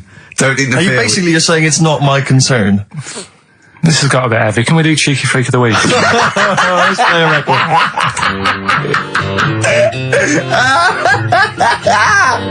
Oh, God! Oh. My Hey Hey Out of the Blue from the album Rust Never Sleeps by Neil Young. Such a brilliant song. Oh, he's a great musician. He's amazing. Yeah. He's incredible. I think we're playing Neil Young track a week. Okay. From now until Christmas. Brilliant, okay. Alright? Excellent. On XFM 104.9, I'm Ricky Radio with Steve Merchant and Karl Pilkington. We were talking about the homeless. I saw a homeless guy in the week as I was walking down Finchley Road, and he was peering in the window of one of the Dixons or something like that, just checking out the details on one of those cable TV packages. And I thought, one step at a time. I mean, firstly, I don't know, start eating your dinner off a plate. Yeah. And then work your way up to, a house, a home, a widescreen TV, a roof, digital television. But it's odd. Well, that might answer one of the questions, because I keep getting recognised by homeless people, and I never know what to say. I go, I think, well, either they're not really homeless, and they've got sort of digs or something, and they watch television, or the scariest one is that they've become homeless in the last few months since the office. I think, oh God, that's really scary. Or they are watching it in Dixon's. They're going, the office is on tonight. Yeah. What are you doing? Going down to Dixon's. Or they think you're one of them. Or that, well, I am. Because I mean, the way you dress. Well, no, some that are probably not quite, got their faculties, so maybe a little bit worse for wear, think they recognise me. And they whole scenarios where they're going, remember we were chatting, I was going, yeah, how are you? And it's just they recognise someone. Right, yeah. But that's a bit weird. But I mean, I think that's the worst thing. On a serious note, it is outside health. We're talking about charity, and I don't know, I sort of, got this stand, or as well, I've been sort of caught in the street. But the ones that I'd choose, I'd always think, charity is what touches you. You can't change the world, but you can change your bit. So cancer, obviously, because I'm so I give to cancer. And I think outside health, the next one must be being homeless, because there's nothing you can do. It's got everything. You're scared, bewildered, you're cold. It's just everything. Even if you're healthy and homeless, eventually you're not going to be. Well, I do feel bad because, I always feel that I want to give to the health charities, like cancer, for instance, because there's that fear that I might get it. Well, yeah, it's not just that. It's just like, if you're not healthy, that's the first thing, isn't it? If your life's being threatened, there's nothing else you can really worry about. Yeah. But I don't know if that makes it wrong, though, that it's like I'm investing in a possible future. Yeah. Well, not really, because it's the same for everyone, isn't it? But, Yeah. Oh. I saw a homeless guy as well, looking through the bins, but he wasn't pulling out food and scraps, he was pulling out newspapers. Just having a read. Yeah. I always found that odd. I see that a lot, homeless guys. I don't know if they're just checking out the TV listings. When he finally gets his When's the office cable. on? Yeah, the office, they've moved it. They've moved it to Choice and UK Gold. I don't blame him, because there is some cracking stuff on cable TV. There's great stuff. I was flipping through the other day, and on digital TV you can see what other shows are on while you're watching something. I was flipping through, and there was one, and it was called, now, when are you ever in the mood to watch a TV show called I Survived a 200-pound tumour? When was that on? Because it seems to me that if you've got a 200-pound tumour, you probably want to watch something else that'll take your mind off it, Big Brother or whatever. I'm not £200. Well, I can't imagine what this is. A £200 tumour? It must have been an error. £200 tumour? It must have been a £200 tuna. It was probably someone fell in the water. And it came I survived a £200 tuna. Yeah, and it was just a spelling mistake. Sure. A £200 tumour?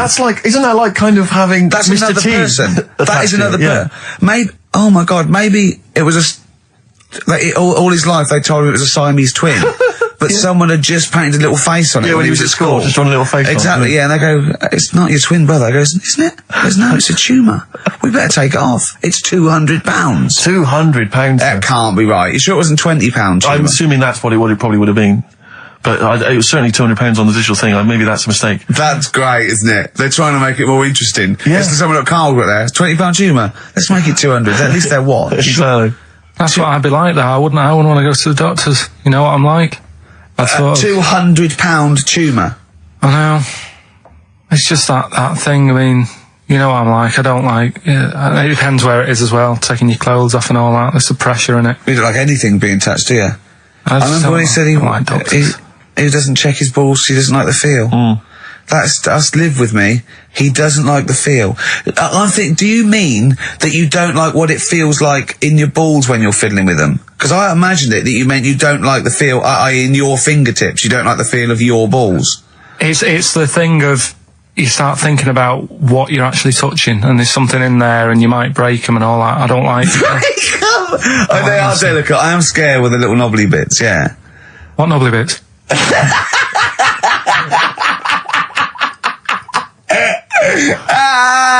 I'll tell you what, it's that thought at the doctor's. It's that thing of, it's not taking your clothes off in front of him, right? It's the way you've got to take your clothes off, but he asks you to go behind that curtain to do it first. Yeah. So there's more pressure because then you come walking out with nothing on. Right. So it's like, why do you ask him to go behind there? Yeah. Rather than if they just sat there having a chat and he's going, so how have you been? It's like, all right, and just taking the pants off. And then exactly. Yeah. It's the pressure. What was don't take your clothes off, and you came out and he lit a candle, and there was some soft music on. The lights were down. Nice. Yeah. Or he said, if it'll make you feel more relaxed, I'll take my clothes off. Yeah, exactly. Yeah. But I'll do it in the form of a striptease. Now, Carl, I'm going to ask you the question, knowing the answer. What do you think of maybe a gay doctor just checking his testicles out? He's a professional. He just happens to be gay. That would never happen, would it? What are you talking about? Why not? Oh, speaking of... Go on. Doctors. No. Gay people and that. Do you know when we discussed gay-only toilets? Yeah. Mm-hmm. It's only... it looks like it's coming into action. No, it doesn't. Right. No way. It was mentioned again. Where? On... Your head. No, I think... Do you think that people in positions of power are listening to this show getting ideas from you? Tony Blair. Makes you wonder, doesn't it? No, it really does. And the funny thing is, why are they getting upset? Why are gay people getting upset that they might have to have their own toilets? Carl, you don't know what you're talking about anymore. You're having a sly look. You don't know what you're talking about. Okay, can we have Cheeky Freak after this? If you want. Placebo. This picture on XFM 104.9. Steve, you're thinking of taking over as producer, aren't you? Well, I just think it's a shambles. I've asked for Cheeky Freak of the Week, and it appears that Carl's not ready. He's not prepared. No, I can sort of remember it. It's just that I like to have all the information. Contempt for the listener. You've just had a whole bunch of adverts and placebo, and no one's getting ready. We're having a shout and that. Right, do you want to sort yourself out in future? Yeah, someone this is what we were chatting about. Someone emailed in about they watched the £200 tumour thing, and when it was removed, it was carried away in a wheelbarrow, right? Carl said, what, even when she had it removed, she still carried it round in a wheelbarrow. And he went, I thought it's sort of like she'd become attached to it. You definitely are my favourite thing in the world. It's great. Look at the way he's looking back. But I think they're all the same. The people, I have had more emails about people saying I watched the £200 tumour and I shaved me arse than anything else. When we ask questions about science, we talk, nothing. Science concept. We talk about political issues. One person emailed in. They said I tuned into the £200 tumour documentary. It looked disgusting. I couldn't watch for long. What were you expecting? Yeah, they might sing and dance. Do a little show for you. Anyway, these are really your listeners, Carl. Now, I think do you know what I mean? You find your niche, you attract your. I think me and Steve are pretty much just here. I think the people that we had in the early days, Rick, they've long since abandoned us. They jumped ship. They've got jobs. Yeah. They've got jobs. They're out now. They've been released. Exactly. Yeah, they're getting their life back together. Carl, what's the situation with Cheeky Freak? I've got like a couple of bits. Like I say, I haven't got the in-depth stuff that I know. Oh no, because usually it's it's pretty scientific. Exactly. Yeah. Do the jingle. We've come up with a new one, haven't we? The Freak, say chic. Cheeky Freak of the Week. Right. Well, couple of bits. I don't know which one to use as the main feature for this week. It's not good, is it? Well, there's been another one born. Little kid. You go on. 4 eyes. Insult. Just a guy who wears glasses. Come on. 4 eyes, 2 noses, 2 mouths. That's weird, isn't it? This bloke, did he also have 2 heads, 2 bodies? Sort of born slightly separately? He wasn't stood next to a mirror? No. It's weird, that, isn't it? That's all you've got. I love that. That's weird. That. Imagine the doctor said that. Well, Mrs. Parks, kid's got 4 eyes and 2 noses. Weird, isn't it? Any clues? Any clues? So that's it. That's all the information. Well, I'll tell you what, that shouldn't be the main one. Okay, I've answered it. But like I say, what's the idea of this feature? What do I say all the time? Don't know. I always say, think about it. Think about what that would be like. Okay. What? Giving birth to him? No. Being, I think it's a girl. Being like her. 2 mouths. 4 eyes. What would that be like? Mad, innit? I don't know what this feature is. I don't know why. Is there another one? Is that, you said I mean, I hope everyone took the opportunity there during that silence to just think about what it would be like. I know I was. Could she talk with a mouthful? What? Is that allowed? Because she's got 2 mouths. Yeah. Would that be alright in her house? She'd be eating Yeah, one, she can talk with one mouth and eat with the other, I Right, well, suppose. listen, the main one, right? You've thought about that. That's good. The main cheeky freak of the week. I haven't got all the details. Smallest person ever. Right? How big would you say that is? Carl is now sort of like holding his hands up like a fisherman, long ways. That's about 1 foot. Right. Smallest man in the world. I printed the thing off and I can't find it. There's a little picture of him. Right? The odd thing was... But why have you asked me how... Did it say, or was it a picture of him? I didn't really read it. Of course you didn't. Jesus. I just saw it and thought, that's... What, you straight away assumed it was natural size? No, it was that big. But what do you mean it was that big? Little fella, like that. But why are you doing that? What? It was a page with a little fella. How do you know that was natural size? No, it was, because he said it's world's smallest man. And the funny thing is, I've read the first line. I always read the first line. It said, world's smallest man. Well done. The weird thing is, he got an head like a light bulb. The shape of it, apparently. I don't know if that's got anything to do with his shape and size. God. That big. His name's Mr. Watts. And the annoying thing is, what got me is, if you're that big, right, don't have your picture taken next to a fruit bowl. Why was he having his photo taken next to a fruit bowl? Don't know. Whoever the photographer was, obviously having a bit of a laugh. Yeah. At his expense. Because you would just stand in the middle of nowhere, you'd look normal and that, but he was stood there, just leaning on an apple. Leaning on an apple? What is this? In what world do you inhabit? This was on the internet. Leaning on an apple? Was it Tom Thumb? What is this? Are you sure it wasn't some sort of sci-fi show they're advertising? No, it was leaning on it. Can you just lean on the apple? Just lean on the apple there. Do me a favour, you stand next to my chihuahua. You're not taking the piss, are you? No, not at all, no. Would you mind leaning on this matchbox? Yeah. Leaning on an apple. And that's what, so he just said he's the world's smallest man, leaning on an apple. Smallest man, said about his head being like a light bulb, I don't know what that meant. And I just thought, right, that'll do. That's that sorted. Cheeky Rig of the Week done. I think that was on like Monday. Right? I found that. I thought that's done. Printed it off. Forgot to get it off the photocopier. Someone's nicked it. Play a record. You got to... You know, it's just... Steve. No, can I just say, no, Carl, please, if I say, let's have Cheeky Freak of the Week, and you haven't done your research, you haven't got the information, just tell us you can't do it. But don't lead us on. Don't say this on radio. Hold your hand up to me and go, how tall is that? It's nothing. That's this is radio. Nothing. It's nothing. I think it was that big because he was leaning on an apple. It's not enough information. But, imagine Trevor McDonald coming on, going, some news, some stuff. How big's that? How big do you think that is? Yeah. Because there was a fella, coming up after Chris Tarrant. Play a record. I'm angry. I'm actually angry. And if Monkey News is in any way similar, you've really pulled your finger up with that, have you? Mm-hmm. Good. Let's have Rockbusters answers next.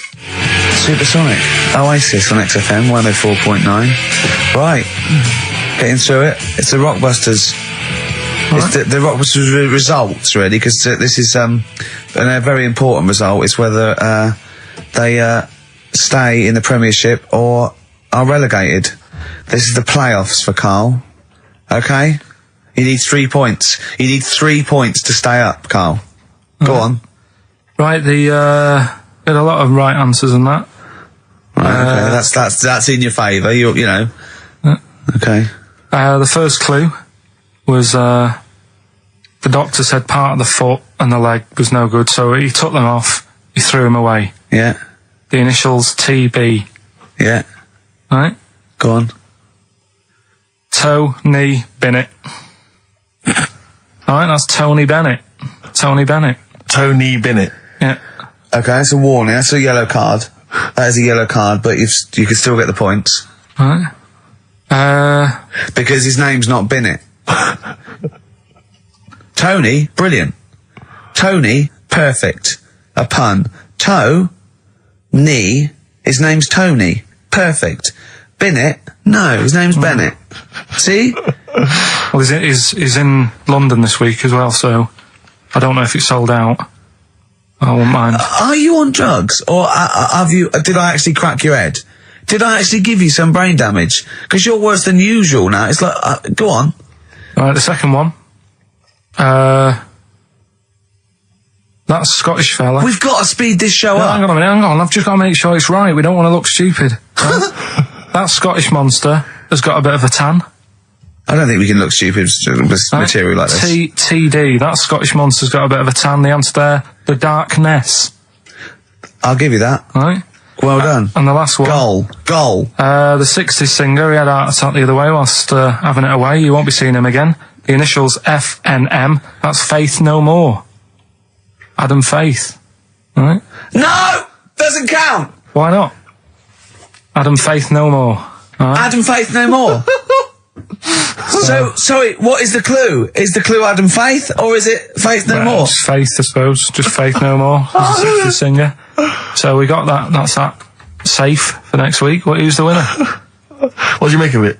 You've got the deciding vote, Rick. Well, come on. I mean, you know my feelings. It works, Faith No More, but he's mixed up what cryptic is and that, because the fella, I mean, Adam Faith did actually die having it away, didn't he? Yeah. So it's all about him. It's all right. All the facts are right. Anyway. Okay, I think he's got a reprieve. I think I'll give it to him. I think I've got to give it to him, Steve. I think I have.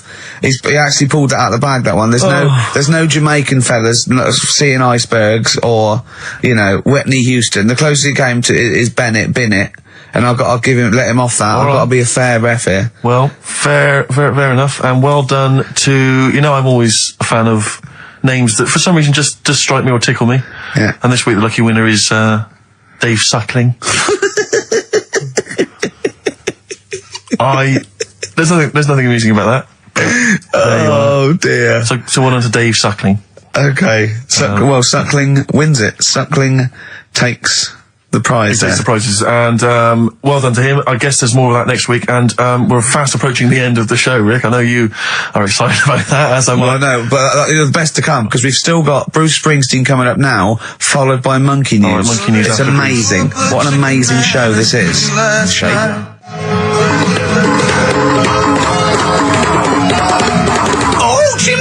Monkey News! Excellent. So, Monkey News time on XFM. Karl Pilkington, the man in the hot seat. Karl, what have you got for us? Okay, Monkey News this week. We've covered a lot of stuff. We have indeed. Now, do you know, there's places where you can go for, weekend rests and stuff, Sure. and you relax, you sit in a little spa, you might have a swim and stuff. Well, they've got a place done for monkeys. Of course they have. Right? They can go there, they relax, forget about all the stuff they've got going on in their head. They can have a manicure. Right. Got nice meals. It's not called a manicure, though, it's called a chimpacure. Beauty treatments. Yeah. Right? Look good and stuff. Yeah, well, look good, feel good, yeah. Now, you might think, well, that's pretty normal. Well. The bit I haven't told you about is actually run by a couple of chimps.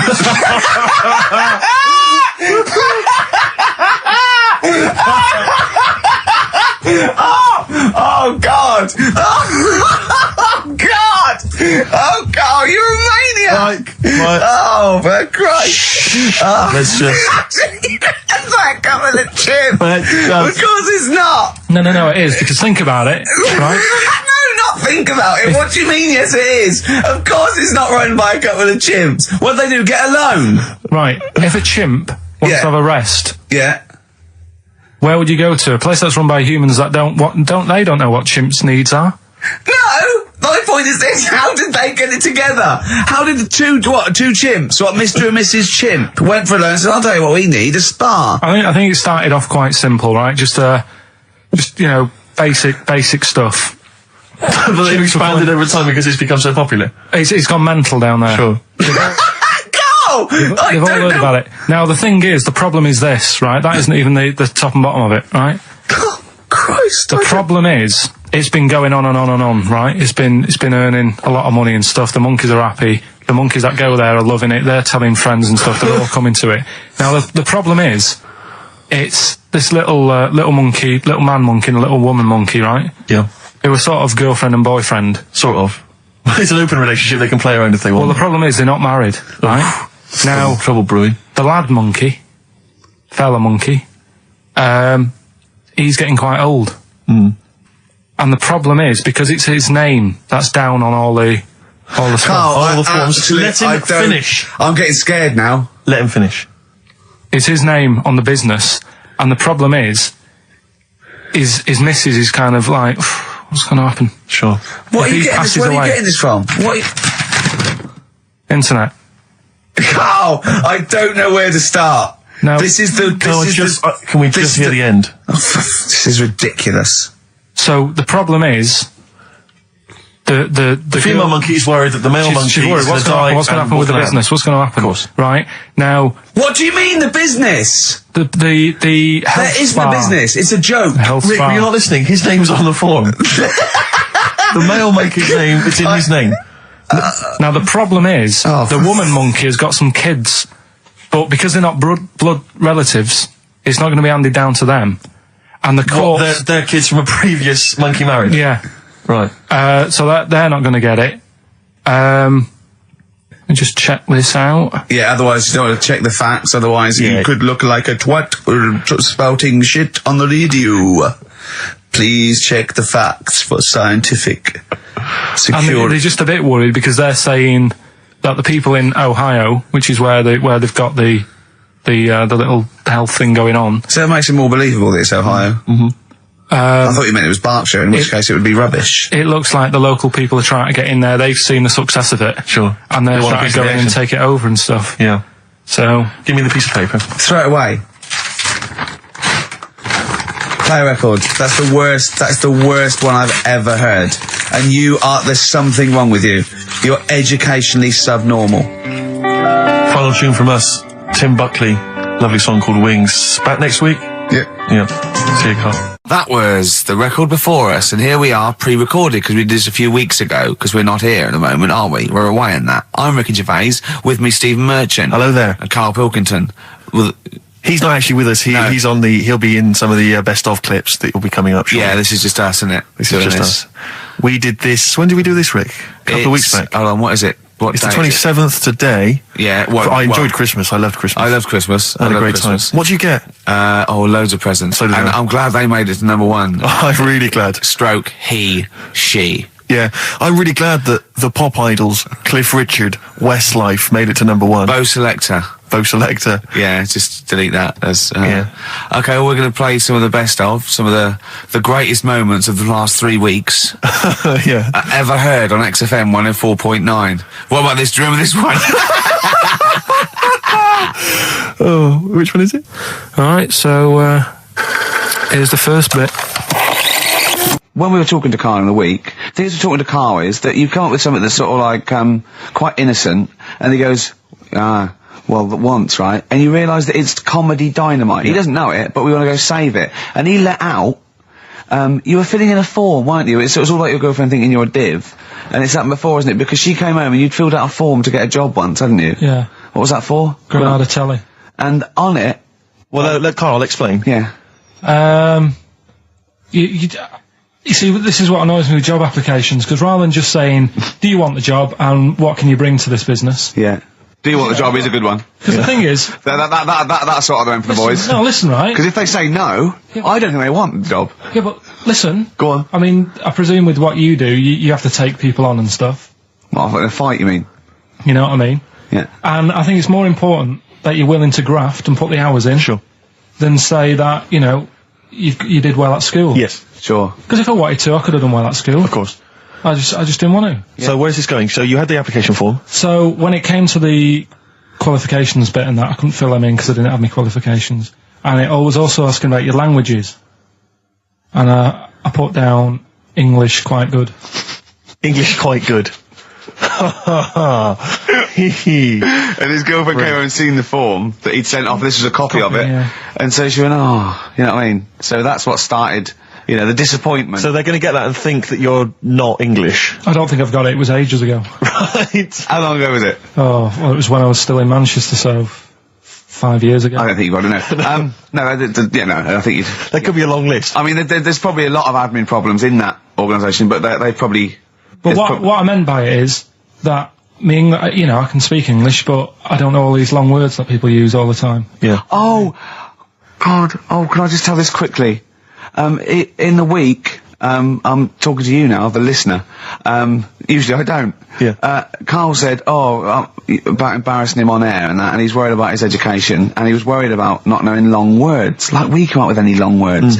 And he said, no, I was scared, you were going to ask me something about, someone, and he's a Eastern European leader. His surname is Milosevic. And Karl said, so I learnt it this week, and learnt it so you can't catch me out in case you start. I said, what? And he said, he thought about it, and he went, Flobodan Milosevic. Got the surname right, though, didn't he? So what's his name? Right? What's his name? That's how Bill and Ben would address this leader. How would they have said it? Flobodan Milosevic. What's his name? Slobodan Milosevic. Yeah. Well done. Chris Campling Yeah. did a review of the show. Right. And basically said that Karl Pilkington is a creation of Gervais and Merchant. Well, if only that were the case. He said, he started off saying he liked the show. Yeah. He was excited. Said it was a good show. A lot of the jokes. I'm already questioning his critical faculties. Yeah, exactly. And basically said that we didn't contribute much, or seemingly didn't seem to contribute much, and we couldn't sort of like ad lib or anything. We just laughed at, particularly me, laughed at Karl Pilkington, who was coming up with some, quite funny stuff. Yeah. Right? But then he does a twist on it. He goes, but the thing is, we're the puppet masters. He's a created person. We've created the persona Karl Pilkington for our own amusement. Right. He bases this on simply that we talked about... What was it we talked about? The Chinese not aging well, and Right. he heard him talk about that on my DVD. But clearly I say, Karl, remember when you were talking like that? It's a news, or remember in the week, and so he thinks it's all scripted now. Imagine if this show was scripted. I'd be ashamed. Yeah. If this show was scripted, I would send back the BAFTAs for the actual shows we've written, and I would say... I'm not having a go at Chris Campling. He's nice about our other work. He likes The Office, and he likes my stand-up and everything, and he likes the show, but he's saying... Because we're not spontaneous, we scripted this and invented Karl. So he's like, we've invented another Gareth. If we had created Karl, I would not have squandered a character that good on this poxy radio station. Absolutely. Also, does he know that we spend about 3 months on half an hour script? So how long does 2 hours of drivel? But the main thing is, as if this could be scripted, it's dreadful. It's shocking. Or maybe this is scripted. Hang on, you've lost me there. Let me just check the script. Maybe Chris Campling does not exist. Maybe I've made him up. I don't know what to believe. See, the name doesn't wash with me. What was his name? Chris Campling. Sounds odd. That's something that I made up, isn't it? Campling's almost like a joke. It's almost like a gay name, isn't it? Oh, he's a Campling. So I think this is scripted. Yeah. I think I've probably made this whole link up, and Karl is a creation. Campling, that's not a real name. I made it up. I should have come up with something better. Yeah. Sorry. Down to the River by Bruce Springsteen on XFM 104.9. So, that little fella in the Times thought Karl was just a puppet. We created him. He's an actor. What's his actor's name? Brent Hogwell. we got him from Spotlight. Brent Hogwell. This stupid, dopey Mancunian accent, he just puts that on every week. Yeah, exactly, yeah. Yeah, he speaks rather like Hugh Grant. Yeah. And we just got this whole world around him. We set a whole... What do you think about that? He had his head shaved, especially. Exactly, yeah. So, yeah, would he think that, maybe if he's looked online and seen me head, and he's noticed how round it is and that, does he think it's sort of been, morphed into that shape just for the show, just for 2 hours on a Saturday? Yeah. You spend 5 hours in prosthetic makeup like John Hurt in The Elephant Man. Everything about him was made up. Yeah. We created him, because I remember coming up with Auntie Nora. Oh, yeah. You said, Rick, we need another character. I said, what about giving him an Auntie Nora? Doesn't sound convincing, I said. Yeah, and you said, what is it about? I said, well, I don't know, she farted for 5 minutes and she's got a fanny like a split tennis ball. No one's going to believe that. Yeah. Oh, that brings us neatly. Well, let's put that to bed now. So, Chris Campling, honestly, we do not script this shambles of a show, and Karl Pilkington really is like this. If you want, you can meet him. I'd love to send Karl for a drink with Chris Campling. Can we do that? And then he'll eat his words. Chris, if you're listening, honestly, this isn't a stitch-up. As I say, I'm not having a go at you. It's a very well-written article. It's very, very fair. I know just complimenting him on his grammar. Yeah. It's a very well-written article. No, I'm saying we're not having a go. You've typed that beautifully. It's not like he snagged us off. I would just love him to meet Karl Pilkington. People in the street come up to me and say, is Karl like that? And I so want them to meet him. Yeah. Or maybe he can send in, if he's online, he can send in 5 subjects for Karl to talk about that we couldn't possibly know about, just so he knows that we just really do throw things at Karl and that drivel comes out. Imagine if it was scripted. What?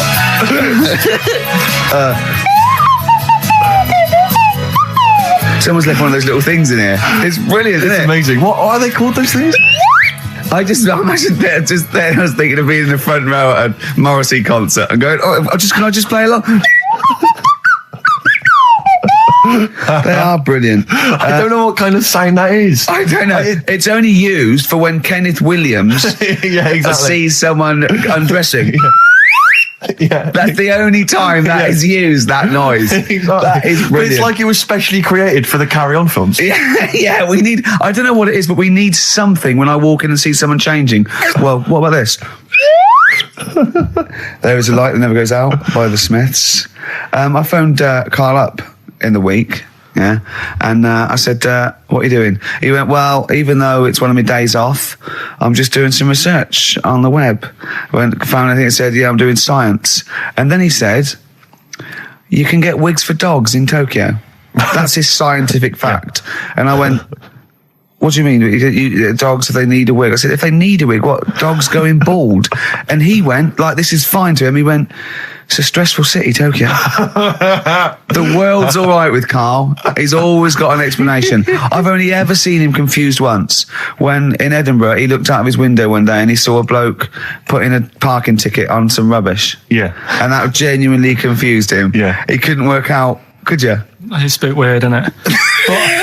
And the woman breastfeeding her 8-year-old child, you didn't like, did you? I don't like that. But the what's the name? Animals with wigs. I kind of thought, after I put the phone down to you, I kind of thought about it. Thought, yeah, it's a bit daft, that. Are you sure he's not the ageing pop group? No, the Animals. But when you think, have you ever seen like a bald pet? No. It's weird. What do you mean? Because my mum, we had a cat. We used to get through loads of cats because we lived on a. Oh God! It started early today, isn't it? What do you mean? It's only 10 past 1. What were you doing? Running a restaurant? We lived on.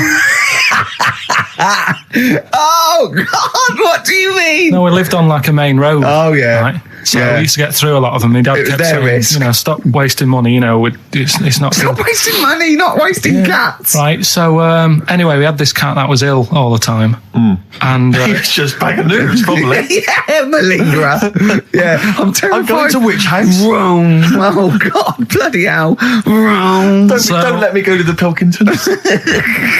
And it, for some reason, it kept being sick all the time.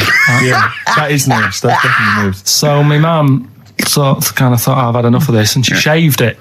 Whoa. Now I know you're not vets in your family, but what correlation did your mum think there was between you being sick and shaving it? Because it kept being sick, and it was a pain to wash because it kept getting. So she wanted a dry wipe cat. So why didn't she just varnish it? What? It's weird. It's weird. So now he's cold and sick. No, but not all of it. She left sort of the back half, but sort of from its waist, sort of. I love that. Shave it because it's sick on itself. And it was the weirdest looking thing. I mean, normally I like cats. I'm always like giving yours a stroke on the head and that. Yeah. But as soon as she did that, it was like, oh. Yeah. Can't touch it. And then. So now it's sick, cold, and hated. Yeah. Karl. It must have, I mean, the other cats must have been taking the mick out of it constantly. It's just making things worse. Did it get, I'm hoping that it got run over and was put out of its misery. No, I think it got all right, that one. Or is that Yeah, it did get run over. It did. Oh, God. Oh, dear. How many cats do you say you've got through? I'd say whilst I was living at home, I mean, it's still on the increase even though I'm not there. So whilst I was there, Probably 5.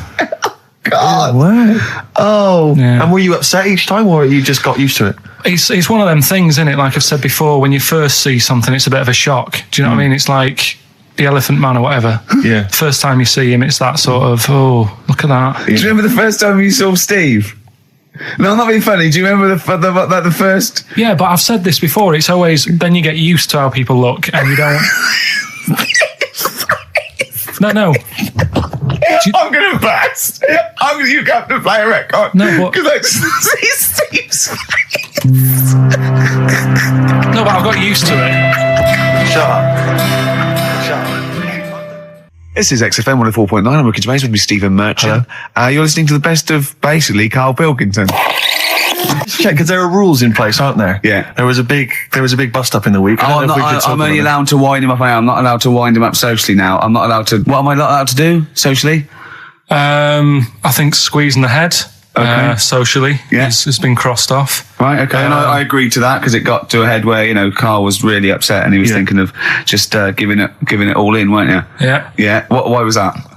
Because you were just winding me up too much. Yeah. I mean, do you want to bring it all up again? I don't mind. What was I doing? It was just... I mean, I should say now that there was a conversation where we were all sort of really walking on eggshells. It was frosty. It was a conference call, and Karl was on one end. And I'll tell you, I was very much a media. I was very much a UN mediator. What is it that? It was difficult to sort of keep it serious when I'm saying stuff like, "I'm sick of you putting a Burger King bag on my head." Do you know what I mean? Yeah. There's a part of me that's like, I can't believe we're doing this. What I like about it is that I'm laughing and going, well, I won't do that anymore. And he's going, you can still do it on air. And like today, I came in, I went to squeeze Eddie, went at 1 o'clock. I love those rules. Yeah. I love those rules. Well, between the hours of 1 and 3 on a Saturday, you can squeeze his head, you can put a Burger King I bag on his... can't wait. It's terrible. Oh, but dear. that all started last week as well, really, because I got in a bit earlier to do an edit for you on some track that had swearing in it, right? Yeah. So I get in early, he comes in, first thing he does is go to sort of squeeze me head. And my reaction was, not now, do it later. As if it's all right to do it later. Yeah. So that's kind of what made me think this isn't normal. We should just point out, when we say squeezing your head, what exactly does that mean? I put my hand on the front. I do 2 experiments, right? Yeah. One is the side, because you can crush an egg sideways, so I think that's more dangerous. Right. And I actually put my elbows out, and I pressed like a vice, and I really go for it until it really hurts. And the front one it shouldn't hurt so much, if my experiment's right. I don't know. Well, it was all this that sort of, built up. Sure. And the research that you're doing there, Rick, is that going to be available online at some point? Well, that was the problem. That's what I was saying to him, because it kind of started last week. Well, it's been going on since we've known you. Yeah, but I just upped it last week. It got out of hand a bit. I upped it to when I think it got to ahead on Thursday when I filmed it. That was it, yeah. That's right. I brought in a cameraman to film me torturing him, and there was some people from the 6th floor being shown round. Yeah, some management and that, showing probably clients round. Sort of. They've probably been on all the different floors, same what all the different radio stations do. Fox. This is XFM, the sort of this sort of noise going on. Yeah. You see them all look down and saying, "Don't do that," right? Sure. They might want to spend a load of money. Yeah. Right? And he's doing that. He's wrestling with me. He's filming it. So that's when I just thought, It's mad, isn't it? And then when we were having the argument on the phone, I was saying, has this been some sort of experiment? Yeah. He did. He said that, and of course I lost it. Yeah, but it's all good now. Do you want to squeeze his head before we play the next? I won't at the moment, because we've got to get on. It's not right, and that annoyed me as well, because I was trying to find out where he was going. I was filming him. I was going on waiting for Karl. Told Johnny he's meeting a mate at 6, which annoys me on 2 counts. And I'm just doing it to the camera, So I'm gonna follow him and just turn up and go, all right, where you been? But then when I came and he went, I'm meeting a mate, and he told me where it was. So I told him that spoils my fun. Of course. Because you'd want to just track him down. I don't want him to like it. Yeah. Which is pulled the rug under my carpet now that he's going to let me do. Do you know what I mean? It's just, it's a little bit annoying. Right. Is this talking about diets and stuff? Right. Go on. They've come up with a drug that they tested it out on a mouse. Right. They said it's a problem. That weight is a big issue in the world, and a lot of people are depressed, and that probably like Rick Waller. Well, I'm depressed looking at Rick Waller. Well, I mean, you could sort out Rick by you know, Jono is an old man. He's got loads of money. He's not old. No, but he's getting on a bit, right? He's about no, but my hang on a age, minute. you- What I mean is he does his own shopping, right? So I bet it's Sorry. hard. What do you mean? Because he's like, how old is he? 35. Right, he's got loads of money. He does his own shopping. So when he goes to the supermarket and he passes, you know, the sponge cake section, it must be tough when you've got loads of money to burn that you go, oh, just one more. Yeah. One more. Look, so just sorry, we are getting close to libel here, I think. No. But I'm saying how it is because Right. I've tried like losing a little bit of weight. Have you? And it is difficult when you're in Waitrose and you see a little chocolate muffin and you think, well, one more and I'll do without. Do you like a little chocolate muffin now and Well, again? yeah, right. Is that your favourite thing? So the A thing chocolate is- and Let him muffin? finish his point. So the thing is, right, now with Rick, he lives at home with his mum. So why doesn't his mum just say, I'm going to buy less this week, and if you eat it all, you're not getting any more? Yeah. That's sort that Does out. he live with his Short, mum? sharp shot. I bet he does. I bet he does. 'Cause So you don't actually know if this is true or not. No, but anyway, right, so this drug they've come up with, They've tested this on mice, haven't they? They've tested it. No, I'm worried if they haven't tested it on mice. because- Thank God for that. It's definitely been tested on mice. Definitely. they fed a mouse a load of cake, Yeah. right, and it went a little bit chubby, and he said, right, stop a minute. And then they gave it this drug that makes you lose weight. Yeah. And its weight went down, but the only bad side effect was its eyes were popping out. Well, that seems to be fine then. Let's give it to Jono. There doesn't seem to be any problem. Oh, Rick should get some of that. Yes, Struth, Doc, look at these. Oh, Jesus, Jono, your eyes are popping out. That happened to the mice. Sorry? That happened to the mice. But what would do you you mean? That's the option. What do you mean that's the option? So I love the fact that your choice is either be like a fat, happy man who has the odd sponge cake, or a stick man with eyes on stalks. I mean, Steve's chosen that. All right, calm down. I sorry, thought we were mate. slagging off Rick Waller and Sorry, fat mate. people. Sorry, Let's mate. have a go at the fat people before we start sorry. on me, Rick. Yeah, no, I didn't. I You know forgot. what I mean, it's like Yeah. because I got some issues and body issues. I you know. But Rick Waller's grotesque, you know. Yeah, sorry about I'm that. just a little bit weird. I mean, do you know what I mean? Yeah, should we play a song and? Well, I'm sort just of- a little bit offended. That's upsetting. Carl, have you ever logged on to Friends Reunited? It was the site that everyone was talking about last year. No. Are you aware of the concept? I've heard about it, but there's no one from school who'd want to see it up with. again, really. So basically, for those that don't know, you have to log on to his website, and then it helps you track down your old schoolmates if they've also logged on and stuff. And we took the liberty, really, of looking on the Friends Reunited site and typing in your school and trying to track down any of your old mates. We didn't get in touch with any of them, don't worry. We didn't do that. We're We not don't going to want you surprise to. you with them now. No. But I was just interested to know, like, some of your thoughts on some of the names that I could run past you. I mean, these are people from your year. Just tell me if you recognise the names. Sarah Morris? God, yeah. Remember her? Go on, you're grinning. What's the thought? Go on. No, just, she was alright. She was a popular one. What does that mean? She was nice. Yeah. Okay. Okay. What about Darren Buckley? He was one of my best mates. Was he really? Yeah. Seriously? Yeah. What do you reckon he's doing now? Do you still keep in touch? When my mum and dad were still in Manchester and they had a butty shop, he used to go in because the Bucky's was next door. I know the way you paint a picture. If you did this in your history exam, Carl, you will walk it. Go on. So your parents had a butty shop. There was a bookies next door. Yeah, and he liked having a bit of a gamble, so he used to, I think he works for some insurance company. Do you think that his fiancée Beth knows he's got a gambling problem? Or that his 2-year-old son Lewis? No. Yeah, they live in Cheadle Home. Hume. Cheadle Hume.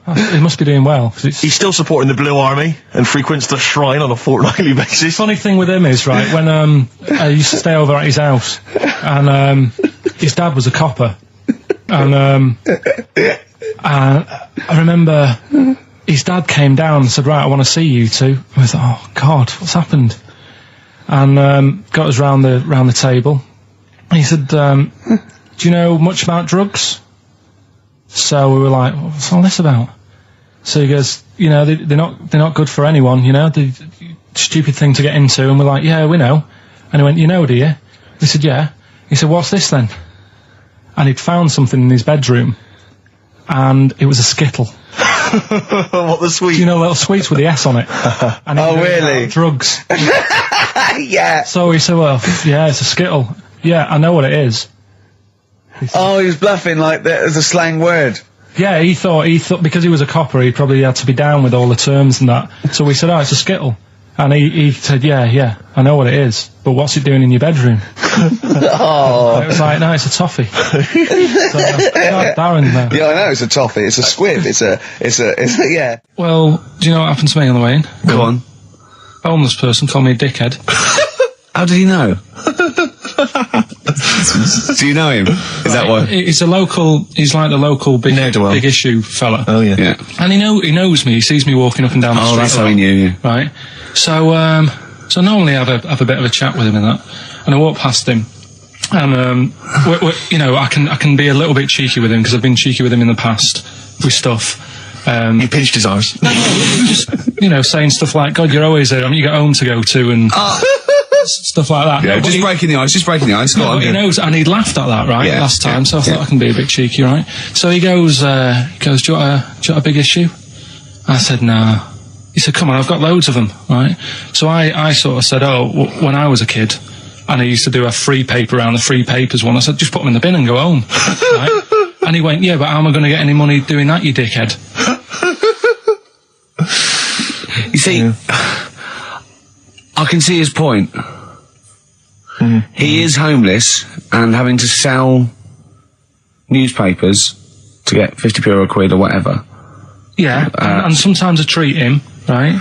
And today I didn't have any money. I had a takeaway last night, and I normally give them a quid, and I felt bad not being able to do that because I didn't have any money on me last night. Right. I couldn't look him in the eye. Did you explain this to the homeless person, the traumas of the takeaway without the tip? Did you explain that, you've had it hard as well? I go, look, I had food delivered to my warm flat. Yeah, it was a nightmare. You don't know what that's like. You don't know what the trauma is because you can't have food delivered to your flat because you haven't got one. So please don't look at me like that. You should have said. But most people ignore him. At least I gave him a bit of acknowledgement and sort of... took the mick. Yeah. I didn't think I was. I just was being friendly. No, I know. You got to be careful with the homeless because this is true, and when the clocks went back recently, so you got an extra hour in bed. Yeah. And I was at Cash Point with a friend of mine, and there was a homeless person sat by the Cash Point, and we were getting some money out, and she said spare some change, and my friend thought, he's a bit awkward. He's just trying to make conversation with her. He went, clocks go back. Extra hour in bed. Oh no. I gave her £2. I felt so bad. He didn't do it intentionally. He didn't realise what he said. Just making conversation. It's tricky making conversation with the homeless because there's so many areas you've got to avoid. What was on the telly. Yeah. Although I get recognised by homeless people and think, are they? I don't know where. But you got to remember that's very much your demographic, Rick. Yeah. People who watch TV through the window of Dixon's. In Dixon's. Yeah, there was a read lasers on. Yeah. They can smell the alcohol on you. They think you're one of them. You're listening to the best of basically Karl Pilkington. Like Karl, she's a girl and I'm a man. Good, that, innit? On XFM, 104.9, Ricky Gervais, Steve Merchant, Karl Pilkington. As ever, Rick, there's always someone who steps in to defend Karl. Okay, what is the defence? Here's an email from Scott Coomer. He says, Karl is actually right. I've got an A-level in statistics and probability. It doesn't matter how long they have and how many monkeys you have. You cannot guarantee they would type the complete works of Shakespeare. Infinity makes it probable they would get it right, but not definite. Yeah. Well, yeah. Yeah. That's what I was saying. No, you weren't saying, Karl. You don't understand it. Infinity sort of sorts it out. That if they do anything, they nearly do everything, won't they? No, I mean they'll give it a good shot. No, that's not the point. But the I'd point be is surprised if they did one page right. Right, listen. It's not to do with consciousness. It's not to do with them aiming. They are just bashing away at the keyboard. It's like they're used to show that there isn't consciousness. They chose the chimpanzee because it can type, presumably, hit the keyboard. It's because they hadn't come across you at the time.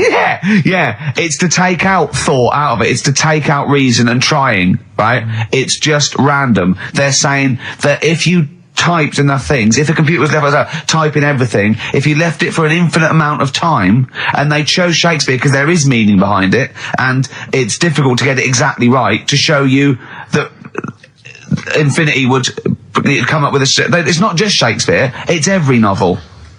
It's everything. Fairly eloquent there from Gervais. A quick riposte, please, from Karl Pilkington. No, I'm just saying, what I don't understand, if it hasn't read it, then how does it know where it's going? Listen, right, listen, right, Can I just explain to people, right? Some people have said, why are you cruel to Karl? He drives me mental with things like that. What do you mean, let me just take a breather. How do I do your editing? He keeps coming in the week. You know that I work here properly, in the week, don't I? Yeah, I've got a proper job, should be 9 to 5, but I normally get in at about 8 o'clock and work. A lot of people getting 8 o'clock. Working hard, trying to do my job. 3 times this week, I've been rushing around. I walked past my little studio. He's sat in there, all right? Now, because I've got this sort of job, I can get away with it. I said to him, if I was a doctor, would he keep coming to me practice? If you were a doctor, there'd be severe problems with the NHS. Imagine that. The standards would have lowered so much if you can arrive at the hospital, you're a doctor. Pop in, I'll go to lunch, don't we? We have a little lunch break, don't we? I go, come on, let's go now. He goes, I'm busy. I go, come on, let's go now. He's going, oh, you're doing me head in. Well, when I was talking about the monkey conundrum with Karl, he said to me, right, if I had a day off work, and I was, say, watching the TV, and with one hand I was typing a typewriter, would I type Shakespeare? I mean...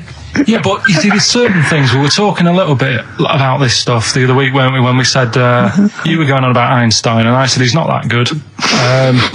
You know, E equals MC squared. You know, it sounds good, but I've never used it and that. I've never used it! You haven't used 2 and 2 equals 4, Karl! The fella with an apple fell on his head.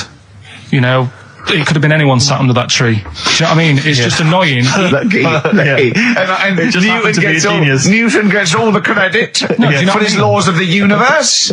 Well, other people were working whilst he was having a lunch break under the tree. Okay. So in a way, it's like he didn't deserve to have that success story. Again, forget the apple and the tree and whether he was sitting down having a lunch break. It's totally irrelevant. Yeah, but what I'm saying is there's certain things that will just happen.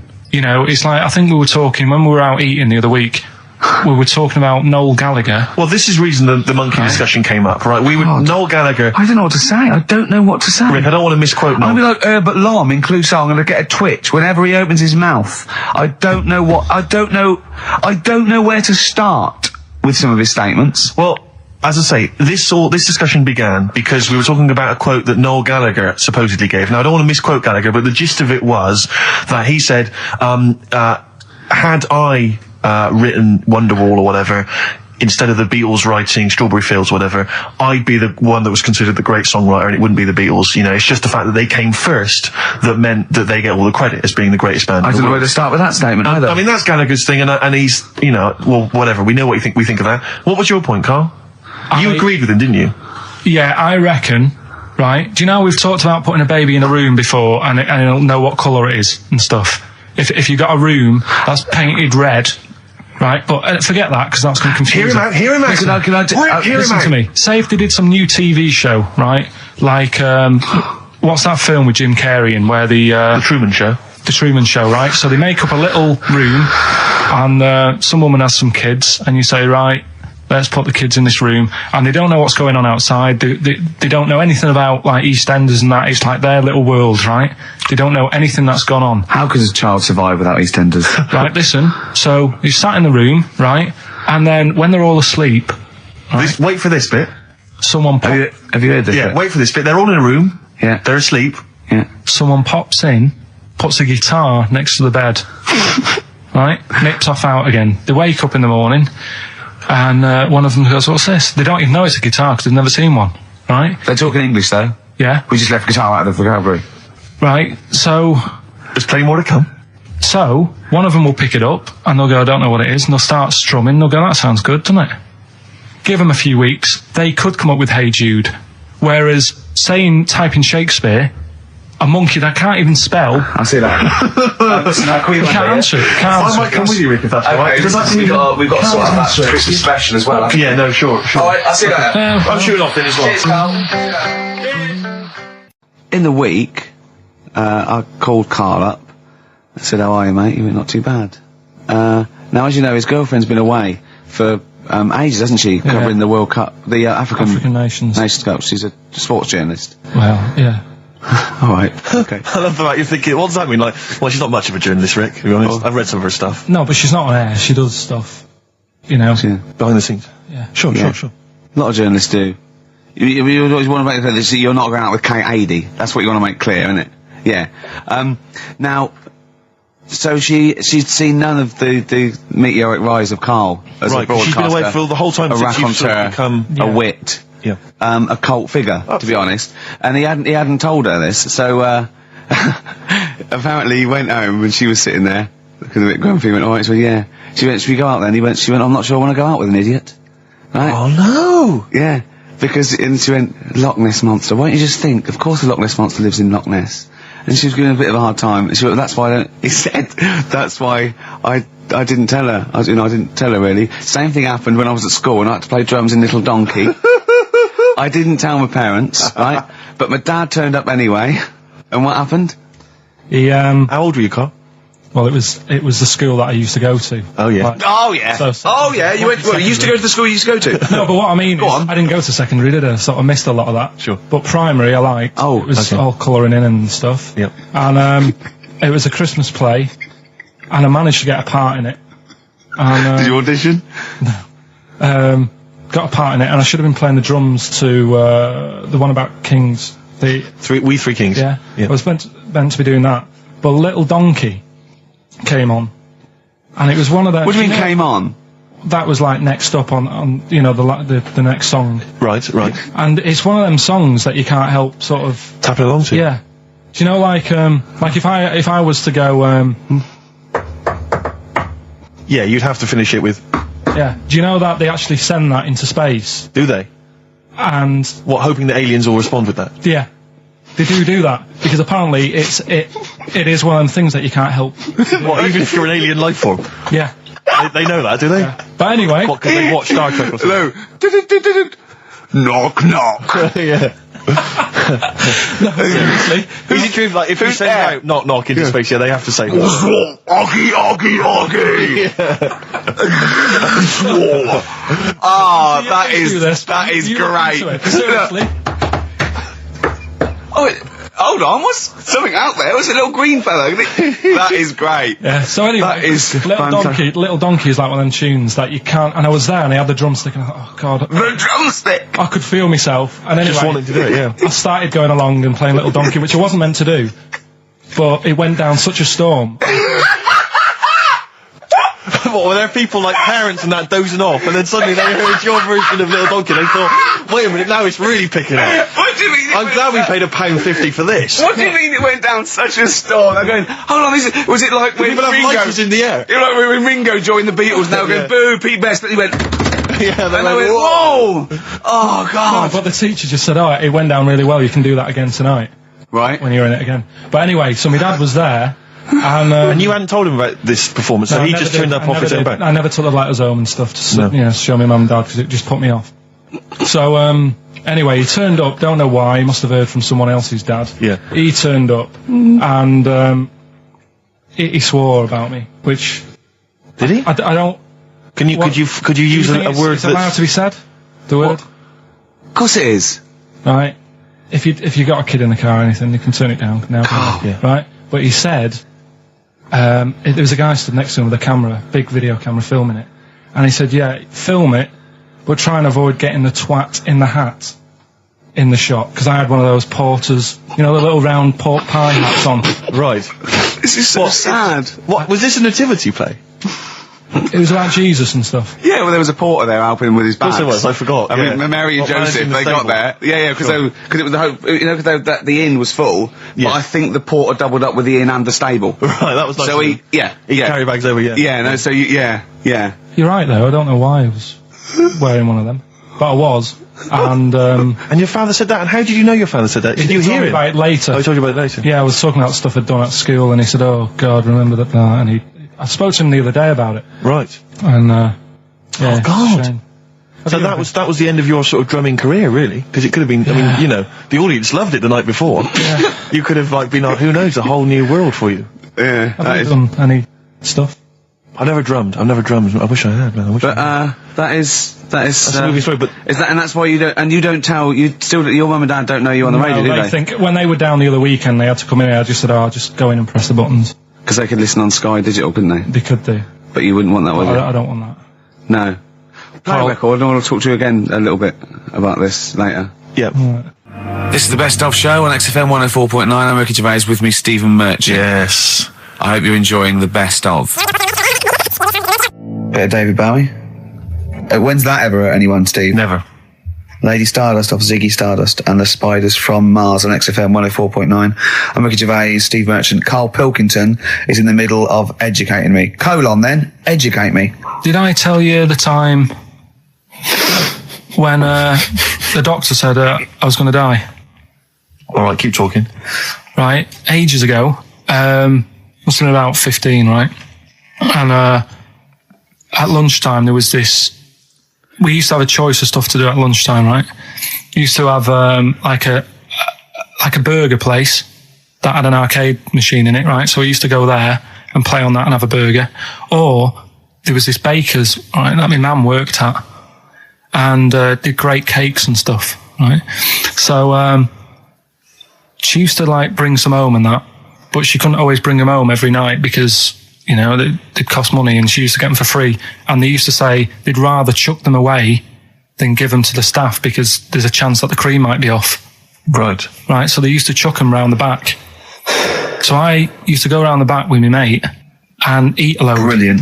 Eating out of bins. No, it wasn't out of bins. They were still in trays, but they just stacked them up near the bins, right? So this got out. I mean, it used to be chocker. Once the school found out, everybody used to go there, and it'd be like, well, have a cake. The headmaster crawling through, fighting the kids off. Right, so I'd have, you just eat, 6 jam donuts or something, and then you'd spend your dinner money on the arcade machine. Brilliant. Right? So it was a good afternoon, really, right? So you'd do that, and this one day I must have had 6 or 7 jam donuts, a few Congress tarts. What's the Congress tart? I love them. I can't get them in London, right? So I'd have some of them. And if anyone can get a Congress tart for Karl in London, please let him know. So anyway, this day, that was just a normal day. Do you know what I mean? You'd twice a week, you'd have a load of cake. In your life, yeah. So normal day in your life. Were the frog boys there with the webbed hands and the big heads? And the horse in the settee? But the day after one of these days, I had really bad cramp in my belly. Right? Okay. I was like in agony, could hardly walk. So I said to my mum, you could hardly stagger to the free cakes. So I was in absolute agony. I said, I don't like doctors, but you'll have to get a doctor in because I don't know what it is. I can't walk. She gets the doctor round. I won't say his name, but he said, well, doesn't look like he's got long left. Blimey. So I was a bit like, hang on a minute, I've only had a few cream donuts. Yeah. My mum was panicking. Sure. He went. My dad came in from work. She said, something's really bad with Karl. I think it's serious. The doctor said he ain't got long left. So he said, what? He said that and just left? So she said, yeah. He said, I'll have to call him then. So he called him up, said, what's all this about? Karl hasn't got long left. How long's he got? So he goes, I was only messing. He's just had some bad cream. Can you believe that? Well, the thing is, I like the fact your mum didn't ask any questions. I know. She didn't But go she into doesn't. detail. Can you explain more, doctor? No, I got to show off. But she doesn't. I don't want to diss you or your family, but I imagine if I was there, I'd have known the doctor was joking. Yeah. That's all I'm saying. I mean, I sound very arrogant there, but I imagine he went, what's he been doing? I had about 6 cream cones. Oh, right. Oh, wow. He hasn't got long to live then. I'll see you later. Yeah. That's what I think the doctor did. Yeah. I just like the idea your mum just let him go. Yeah. Terrified, thinking, well, I'm not going to probe him. He's that's it then. Dad comes in. Hi, honey, I'm home. Anything happened? The doctor said Karl's going to die and then left. Did he? I'll call him. But anyway, that's why these sort of things fascinate me. Rockbusters. Yes. I don't want you to have monkey news right now because we've just had a little story there. Sure.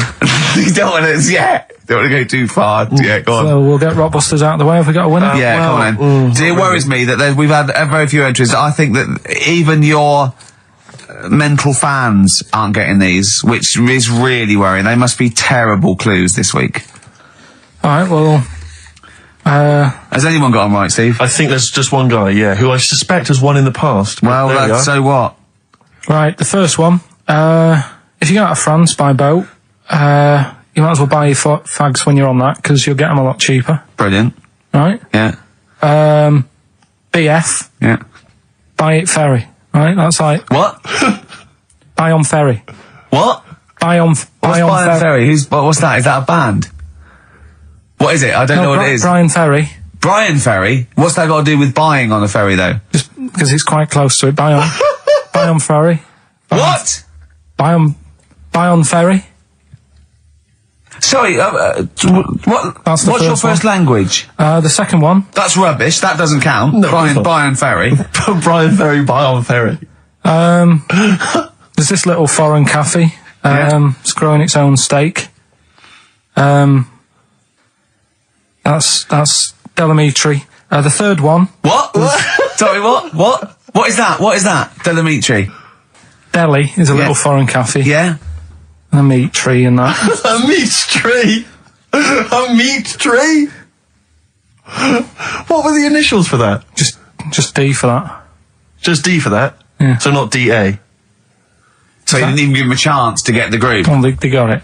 Well, no. No, they didn't. Right, it's the end. Go on, right. Go on. Delhi meat tree. Delhi meat tree. One word. D. Or any letter. They're growing their own M. meat. M's in it. Go on.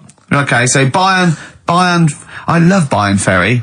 And Can I just point out, Rick? Oxford Music was brilliant. Can I just- I love Oxford Music. Go on. Can I just point out, Rick, that we've had David Bowie? Delhi meat tree. Yeah. I don't see why necessarily Aidan, who emailed in, why he doesn't get to win, because he emailed in dire steaks. Seems to me just as valid, as far as I can tell, but Delhi meat tree it is. And the last one, if there was a Jamaican fella on the Titanic. I'm looking forward to this. With a little bit of fear. Jamaican fella, if he was on the Titanic, he probably would have screamed this. Yeah. That's Christ de Berg. Oh, I don't know what to do. Stunning. So who's the winner? I'm not going to give it to anyone. I just don't. I So think- what's the Jamaican bit got to do with it? Just the D. Just Christ de Berg. Say it again. No, I think they've worked it out now. Say it again. Christ de Berg. And who's that? What? Who's that? Who's what? Who's Christ de Berg? Chris de Berg. Who's the winner, Steve? do you know what? I'm going to give it to Aidan because he just treated you with nothing but contempt. Steve Martin emailed in again. He got the first two, and then the last one he just emailed. I neither know nor care about this answer. I'm tempted to give him each one. Do you know what you've done there, don't you?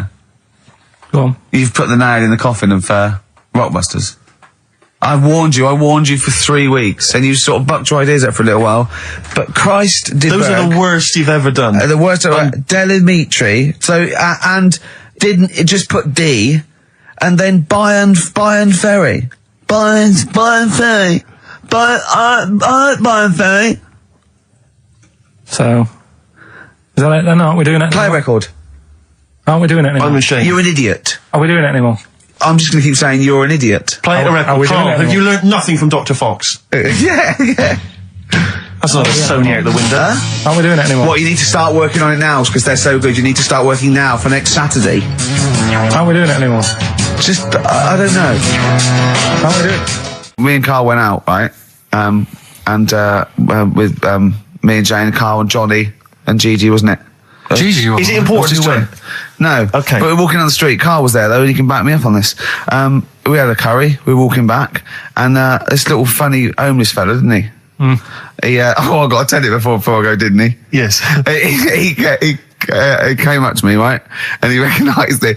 And he came up to me and he went, oh, he said, I've just nicked 5 of your DVDs from HMV. And he shook my hand. He was so happy with it. And I went, right, excellent. He went, all I do is I just swing the bag over the top. Like that when I'm going out, and he had a bag full of DVDs, didn't he?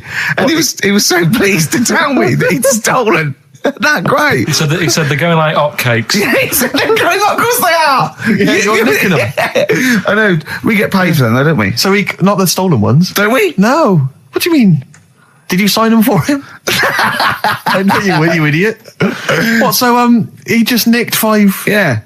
Well, Yeah. and you say he was homeless, was he? Well, I don't know. Maybe. No. Surely, how would he have seen the show? He'd just walked past Curry's one morning. Dixon's. Yeah. Yeah, that's any Seen idea. a trailer for it. I thought, interesting. I don't know if he was homeless. I didn't go into his home Sure. life. He But, shook his hand though, and but he went. he made Carl look smart. Do you know what I mean? So, how does he sell them? Where does he sell them? Does he go to people and go, do you want an Office DVD? They're not nicked. yeah, £4. yeah, exactly. Are these stolen? No. No. They've still got the tags on them.